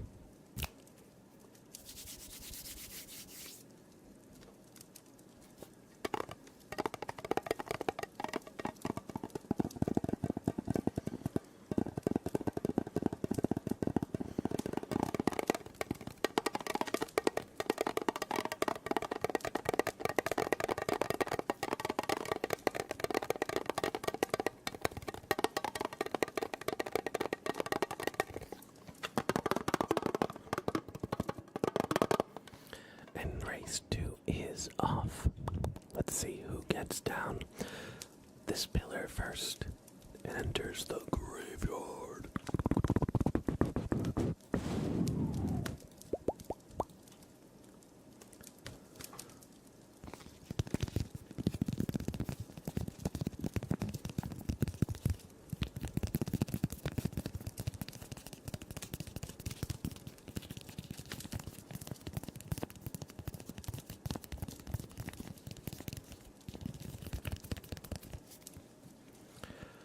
You're having problems submitting your art for the Bobbert Challenge. Oh, make sure that you have responded to the rules post. If you just react to it, it'll show that you read the rules. That'll give you image posting permissions. I've wanted to revamp the Discord for a while, but I'm not exactly sure how to.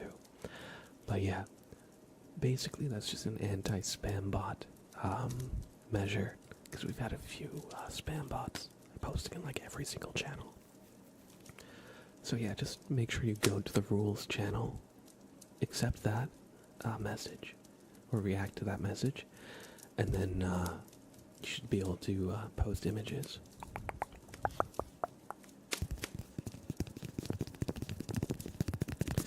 Marzi Market in the lead. Oh no.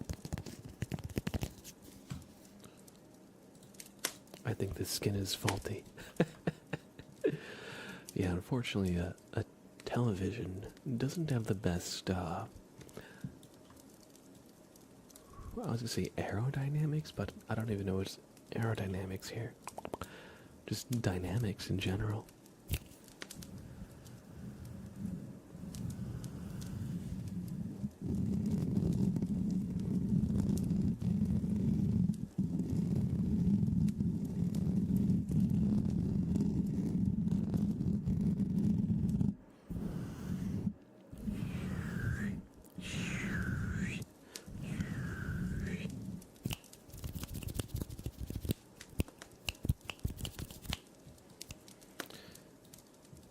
Tiger Lily. It looks like Tiger Lily's gonna take this race.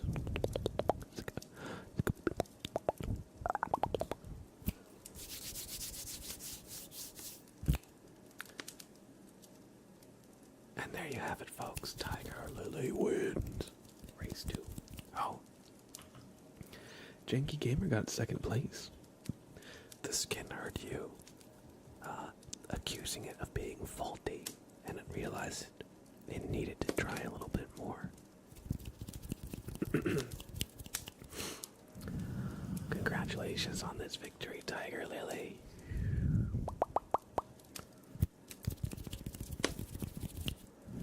You just reacted to the rules, but you still can't do it.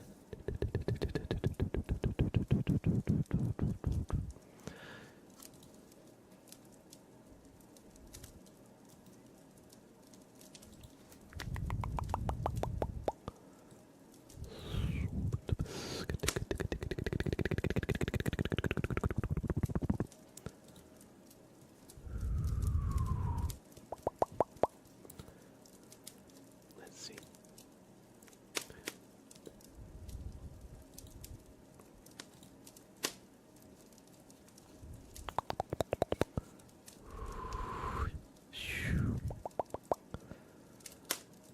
Let's see.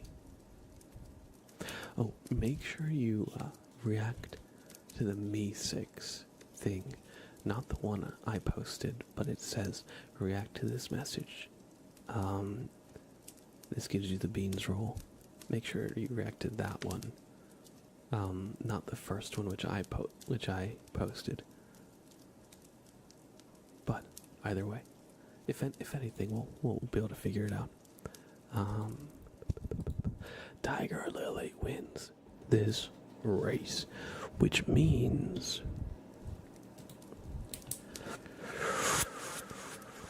they're getting their name traced. Tiger Lily. I G E R Tiger L I L Y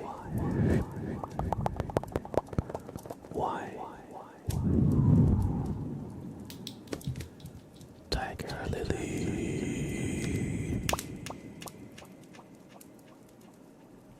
Congratulations on this marbles victory.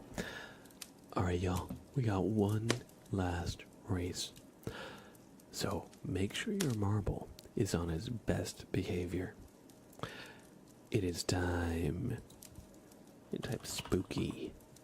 We're going to go to a spooky map. We're going to go to spooky angelic kingdom. Let's see what this is. You got a marble in the race with exclamation play. What is this? What is this? I see no angelic kingdom here. This map is false advertising. We've been bamboozled. But we'll play it. So get a marble and exclamation play. Dang, I thought we were gonna see some like angels or something. I thought we were gonna see like a spooky angel, like a fallen angel or something. That would have been so cool. I think I'm tweaking. It's still not working.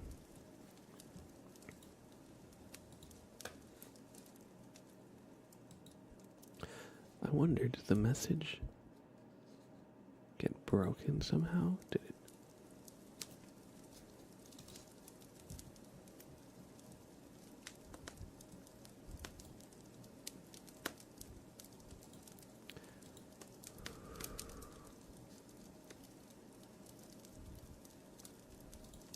I'll just wait until maybe later.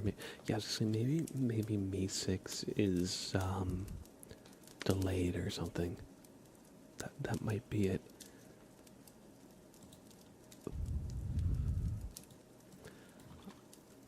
Sometimes the Discord bots kind of break, I feel like.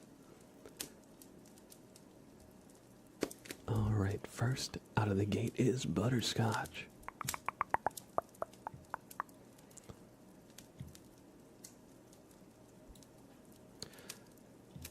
welcome in, Jack Jonas. Welcome, welcome, welcome, welcome.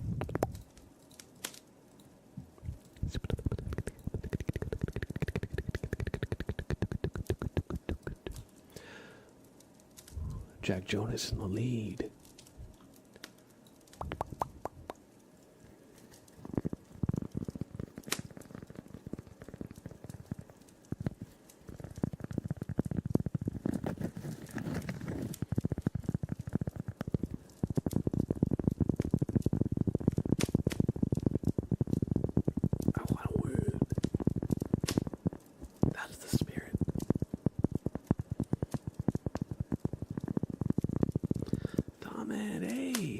Buddy.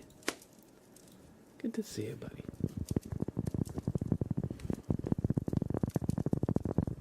I'm doing all right. Hope you are too.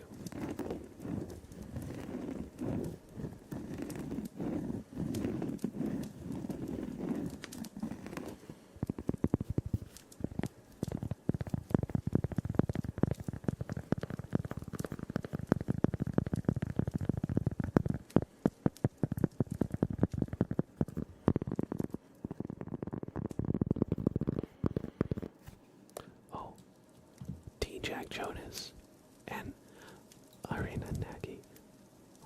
Oh, I was going to say we're neck and neck, and G-Star just shot right past him.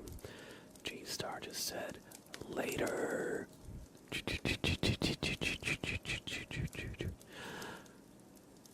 And G-Star takes it. Oh, man. You hate to see it. You hate to see it, y'all. The G-Star 2 shooter wins this race.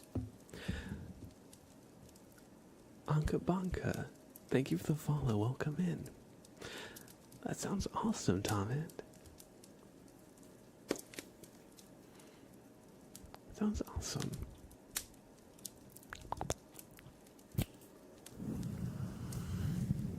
Alright, G-Star 2 gets this. Super name trace.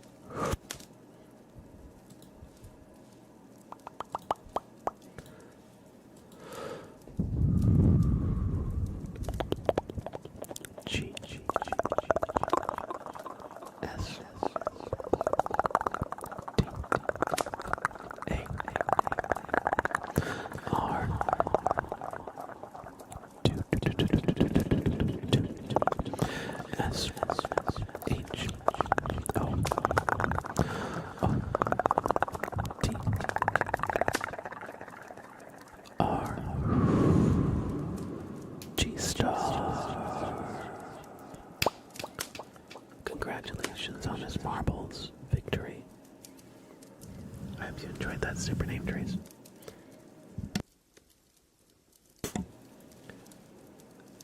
Now I know we said we'd only do 3 races, but you want to do some more?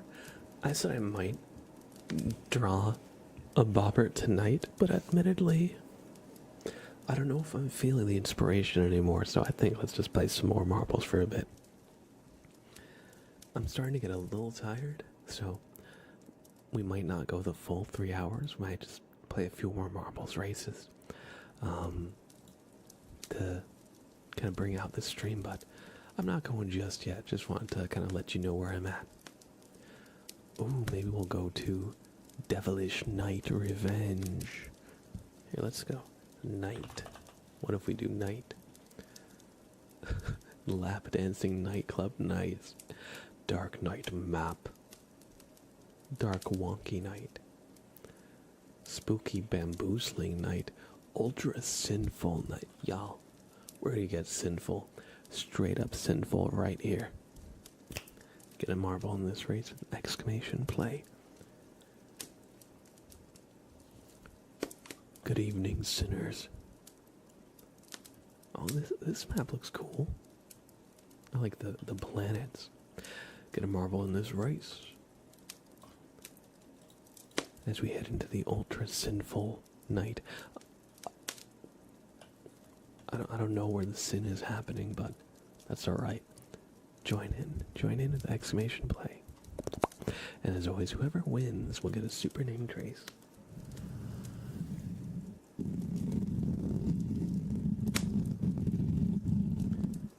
So you have about 30 seconds if you haven't already done so to get a marble in exclamation play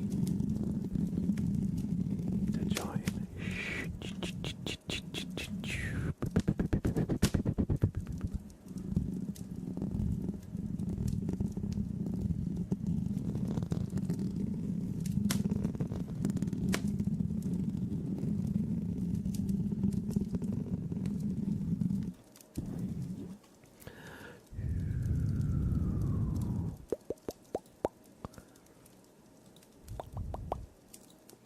You're dead weirdo. I'm not sure why the rules thing didn't work for you, but I just gave you the role that should let you post an image.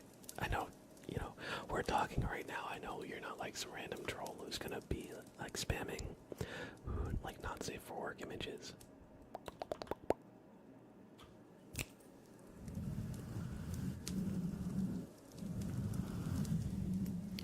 And the race is off.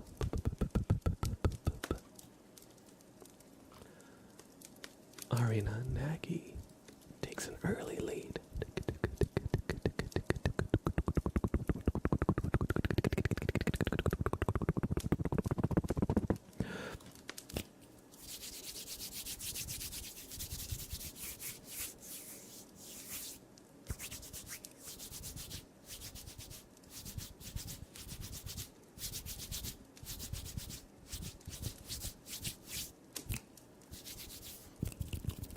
Federer with the resub. Thank you so much, Federer,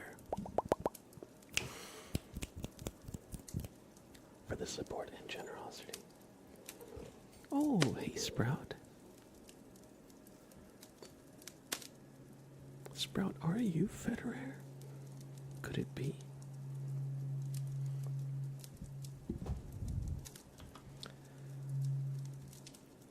And 5 gifted subs. Thank you so much. I appreciate that. And sounds like you like, alright, we can definitely do more of that.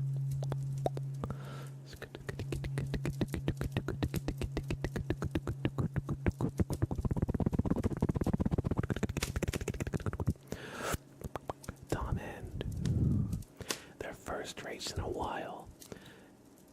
And I think they've got it. I think they might just win. Let me not jinx it though.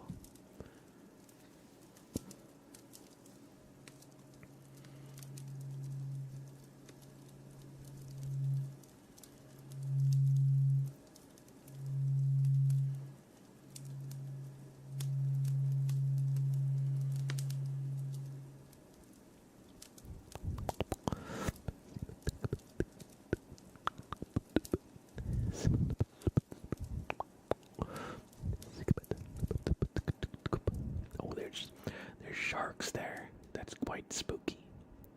That's quite spooky.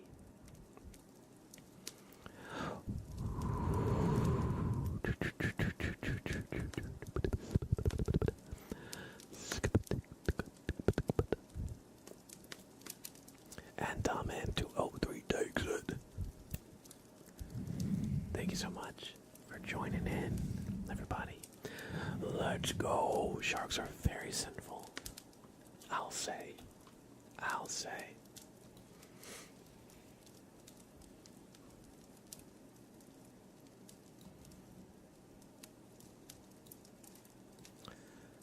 Will Night Sky finish the race before the fire arrives? Dun dun. Dun dun. Oh, okay, they did. Sprout is here. Hey, buddy. Hi. Hi, you. Hello. He's like, who are you? Who are you? Who are you again? Oh, Scrungus. Oh, Scrungus. Hey, buddy.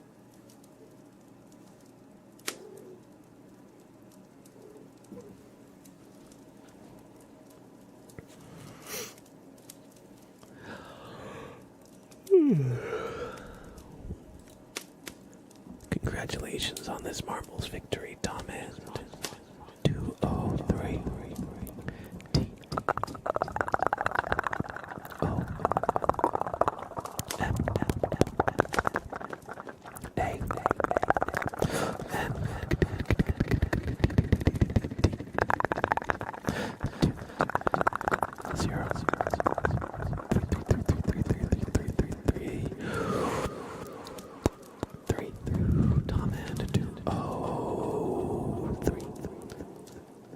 Congratulations on this marbles victory. And Federer with 5 gifted subs and resubbing themselves. Thank you so much, Federer. F.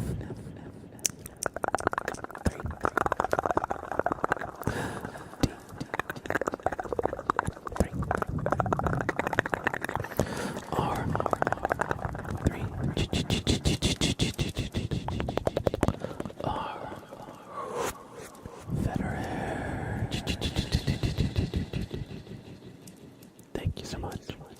And we're gonna give a name trace. Let's see.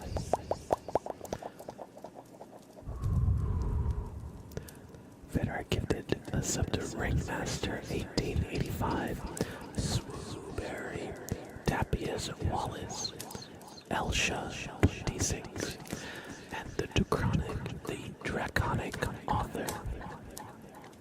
I've seen Elsha 26 type in chat earlier, so Elsha 26 is going to get a super name trace. E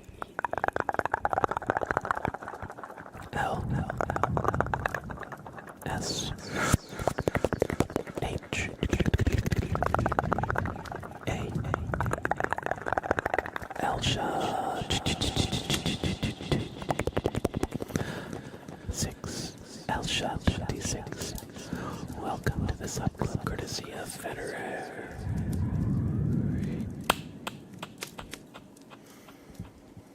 I hope y'all enjoyed those name traces. And let's do some more marbles. Let's do 2 more races. One Piece Bard, true.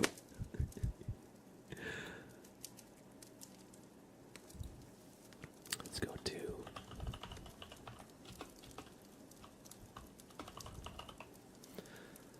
Let's go to another spooky map, shall we? Let's go to Spooky Magical Cafe. Let's see it. Will this actually be a magical cafe? Oh, you know what? It is. Look at that. Everybody get in. Exclamation play to join the race. You have about 1 minute to do so, starting now if you haven't already done so. We'll do some more hand sounds.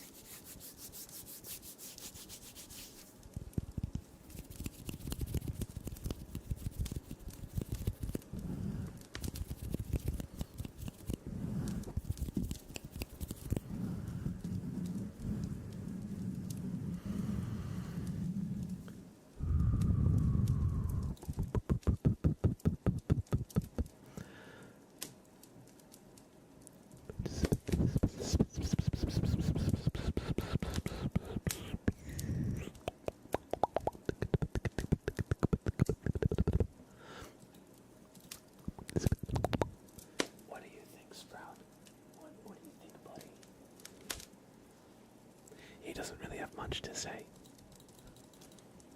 He's just a little guy. He's just a little guy. And the race is off.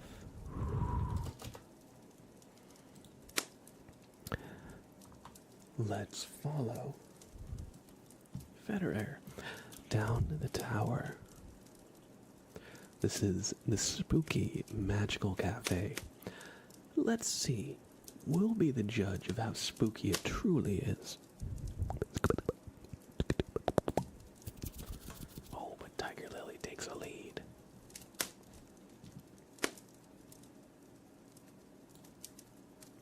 Oh, that's cool.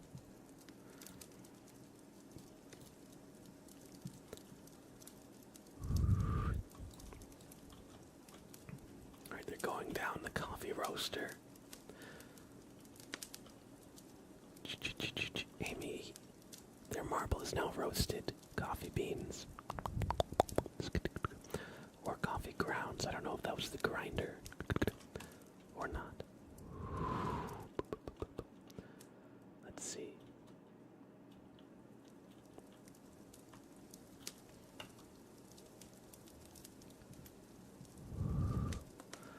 this is definitely the coffee grinder. These marbles are getting ground up, that's for sure. What about here?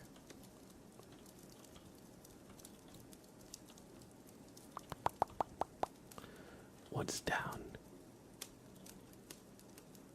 Here, Marcy Market. Kirby likes DVD and ASMR. No, this is definitely the grinder. I'll be honest, I'm not exactly getting cafe from this, but that's alright, that's okay. Oh, there's a shark there. This is like the inside of the baristas. Oh, okay, yeah, so this is the barista's workstation. I see, yeah, okay. So they've got their sink here. They've got their potted bonsai tree. Every barista needs one of those. Then we've got our Mario sewer pipes, so you can exit quickly. We've got our roaster, our brewer. This is the cold brew. And this is a thingy-mabob. And this is another thingy-mabob. And this is the second potted plant. Every barista needs a backup potted plant. You never know. You never know. Oh, and the janky gamer.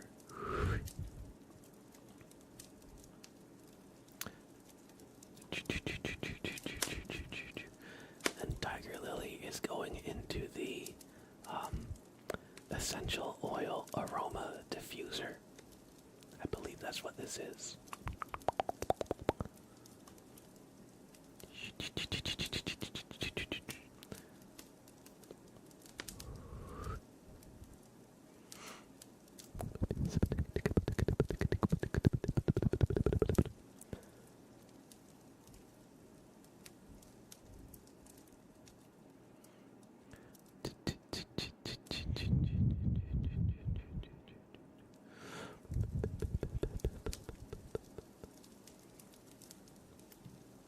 And Tiger Lily gets it. She gets to the shark, who is the customer. Oh. Yeah, this map definitely was weird with the whole, position. It was hard to tell if you're looking on the right side. It was actually farther or not because all the teleporting around. Tiger Lily wins again. Their marble is just that good, y'all. Wish your marble was as skilled as theirs, but October is just their month. Tiger Lily is just more spooky than you.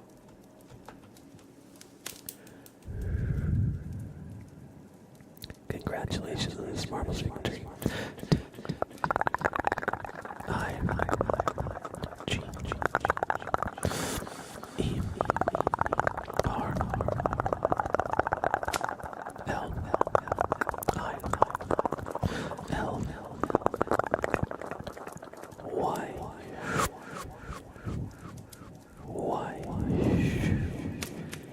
Tiger Lily, congratulations on this marvelous victory. And Federer with 500 bits, thank you so much. We'll give you one more super name trees for that. Thank you for the kindness and support. F 3 D 3 R 3 R Federer.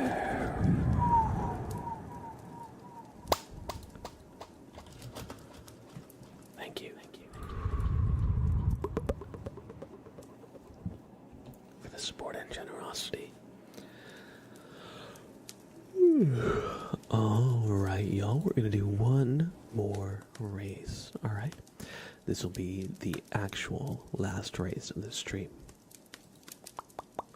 So let's choose something good, shall we? Should we go to funky burning woods, good mad city, friendly alien home, Devilish Night Revenge. Awesome Wicked Darkness.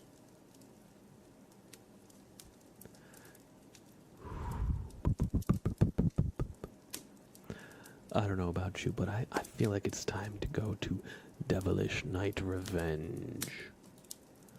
Everybody, join in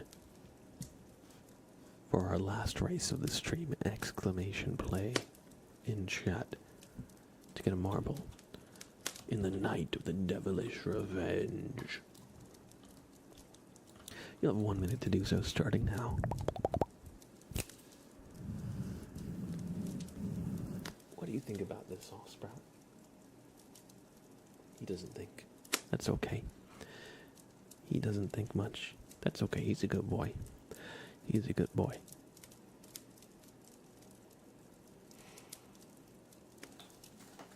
And I will take this brain slug and give you a brain massage.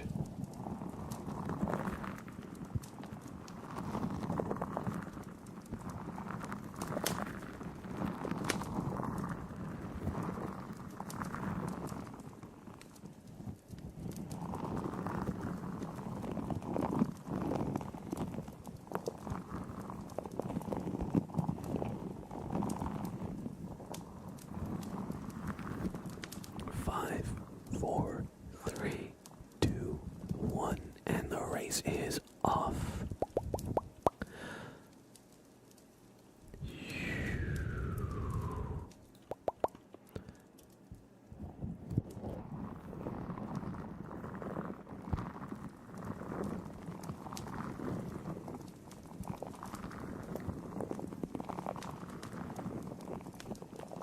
Their marbles are still closely together in a big pack. Tom Hand has the slightest lead. And as I said it, I jinxed it. Just Loopy has the slightest lead.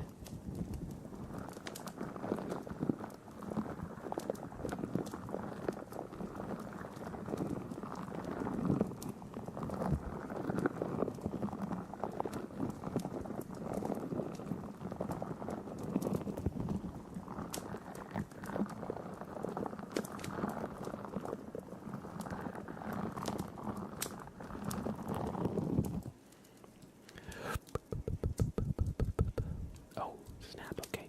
Marcy Market. Oh, wait, no, Tom Hand takes the lead again.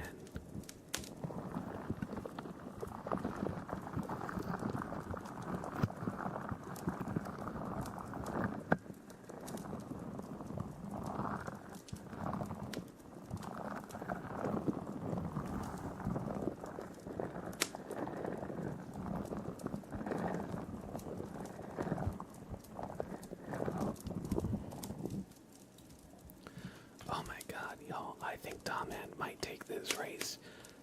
They're so far ahead of the competition. What the? Tom Hand is a highly skilled marble. They used to be pro. They left it all behind them, but they're here to tell us. You never really lose it. You never really forget how to drive a bike. I mean, how to ride a bike.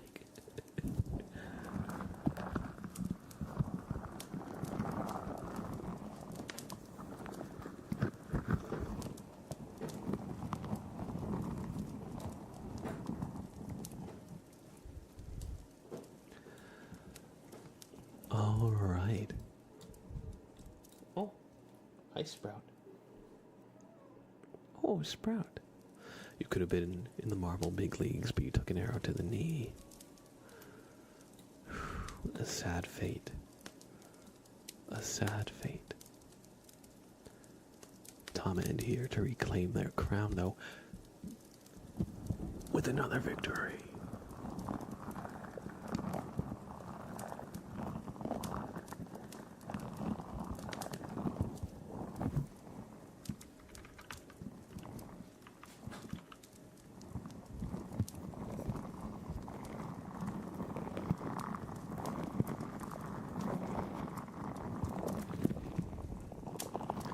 Can you donate your name trace to second place? Absolutely.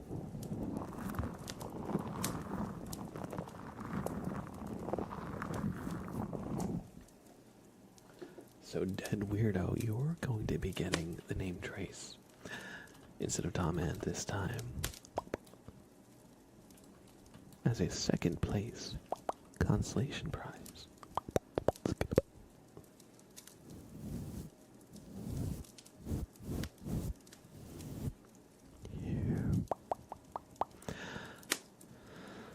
So thank you for playing marbles with me, everybody. That will be the last marbles race of the stream of the night, but it's always a very fun time, so thank you. And Dead Weirdo. Begin this name trace.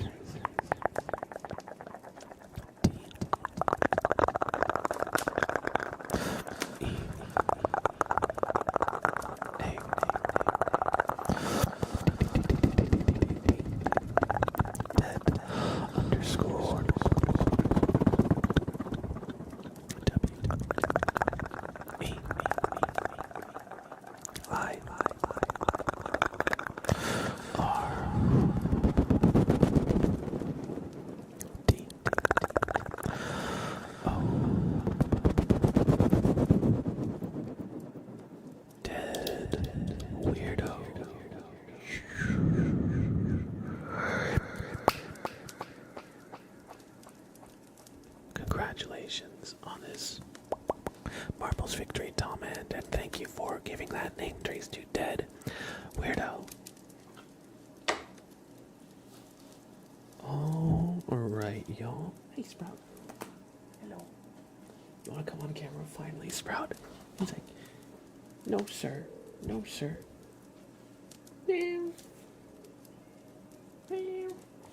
He just wants to meow from afar. He says, feed me. He got fed already. You don't get fed for another hour. You stinker. You crazy. He's crazy. Oh, freaking Federer with the gifted sub to Dead Weirdo. Yo, thank you. Thank you so much.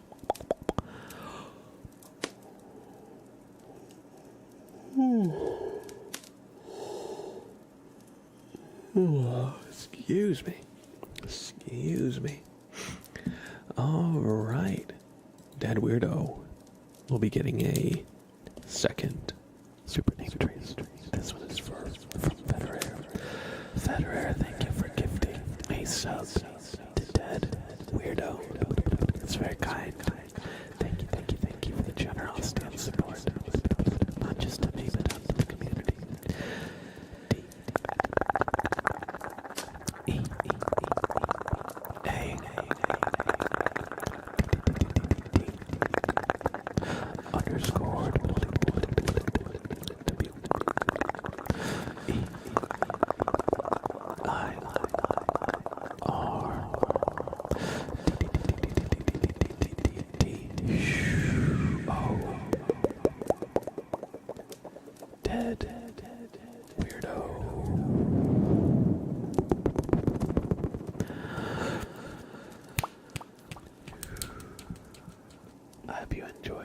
Super name trace. And welcome to the sub club courtesy of Federer. Hello. Let's see.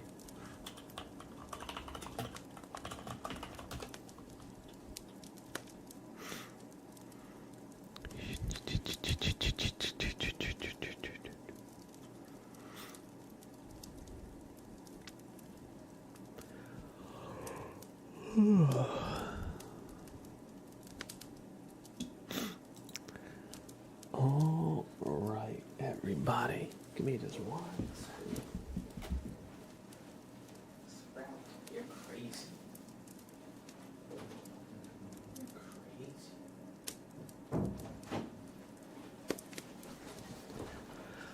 All right, we're gonna do a little bit of fire sounds as I look up who to raid, alright?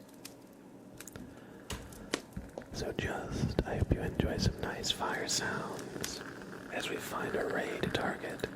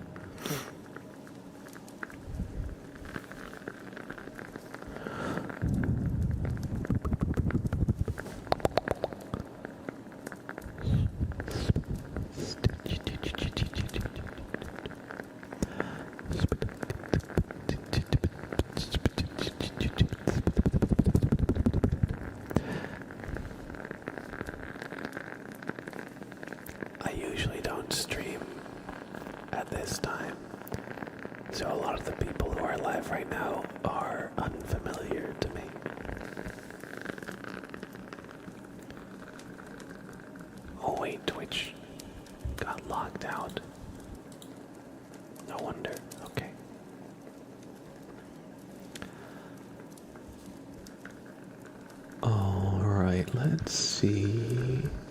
Maybe you recently started.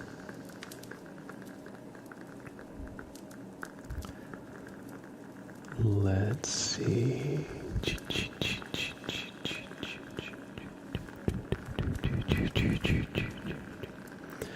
Hooteray, hooteray. Let's see, let's see, let's see. Let's see, let's see, let's see.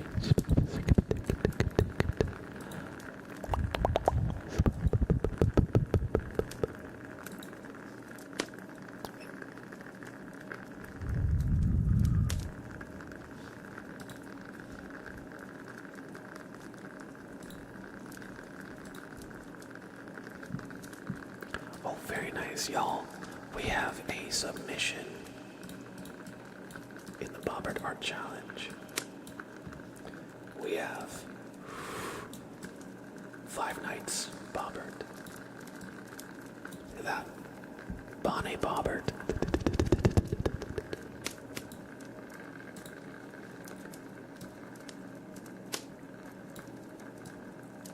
I'll throw it up there for now. Awesome, we love it.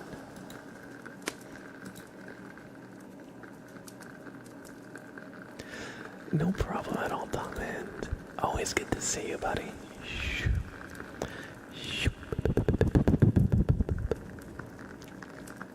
Let's send you to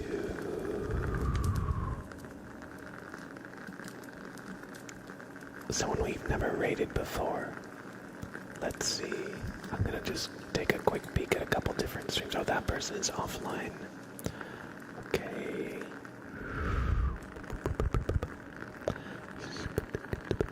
Oh, that stream has been live for 30 hours. I don't think that's actually a live stream.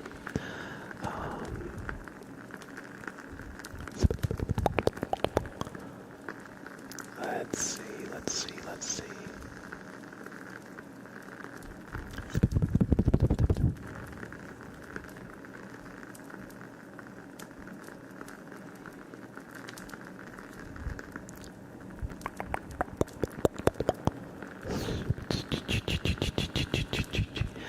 Thanks for hanging out, Amy.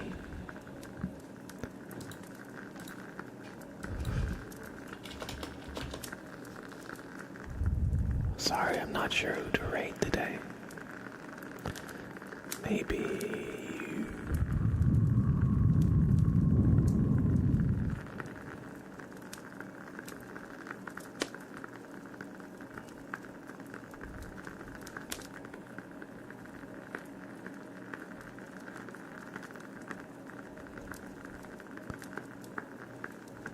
Maybe we'll raid. No, Sprout's trying to raid us.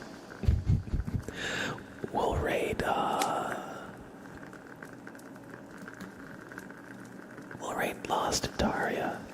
They've actually raided us in the past before. It's been a while, so I'll send you Lost Daria's not... They just ended their stream. Okay.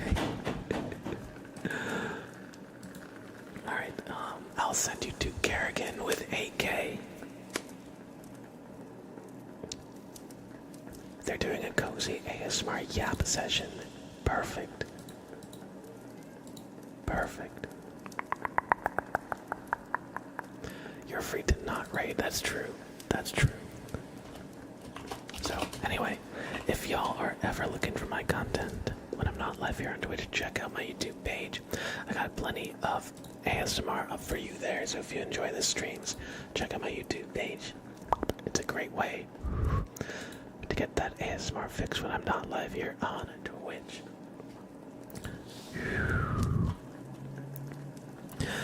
Other than that, if you want to be part of the community, goddamn Sprout, he's really trying to break in. Please join the Discord. Here's a link here. We're doing a little Bobbert Art Challenge this October, so please join in. Share your Bobbert image with us in the Discord. These top 2 were done by me in the past, but this Luffy Bobbert was from Hella Mama Mama, And this Bonnie Bobbert is from Dead Weirdo. I'd love to see any and all Bobbert fan art. Sprout says you're late to finish your stream. Welcome in, Clyde, Ganthar, Walster. So sorry, I'm just about to end. You're at a dance. Well then go dance. Don't type to me. If you want to catch me live next, I'll be live next on Wednesday at 4 p.m. EST. You can get my schedule with exclamation schedule at any point in the stream. Or if you join the Discord, you'll be notified every time I go live or post a video. And of course, we're doing the Bobbert Art Challenge in the Discord, so if you want to be part of that, you gotta be in the Discord. Oh, by the way, Walster, we officially announced the start of the Bobbert Art Challenge. I know you are interested in it, but it's going on in the Discord right now. So, whenever you're ready. And that being said, thank you everybody for hanging out. I had a great time. I hope that y'all enjoyed your stay too. We're gonna raid Kerrigan. Oh, I misspelled that.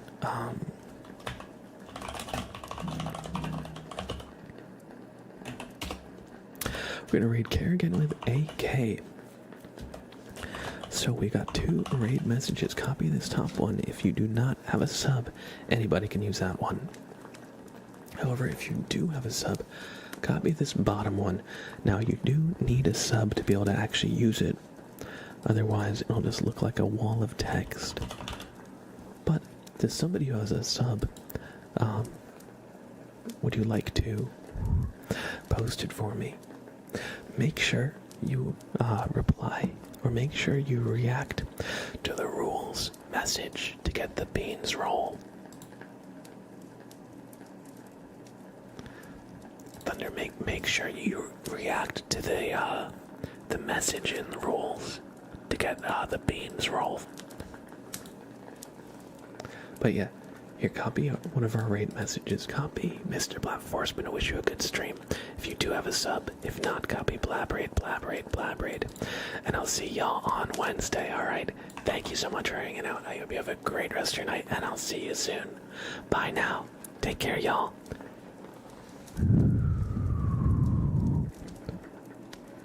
I love you.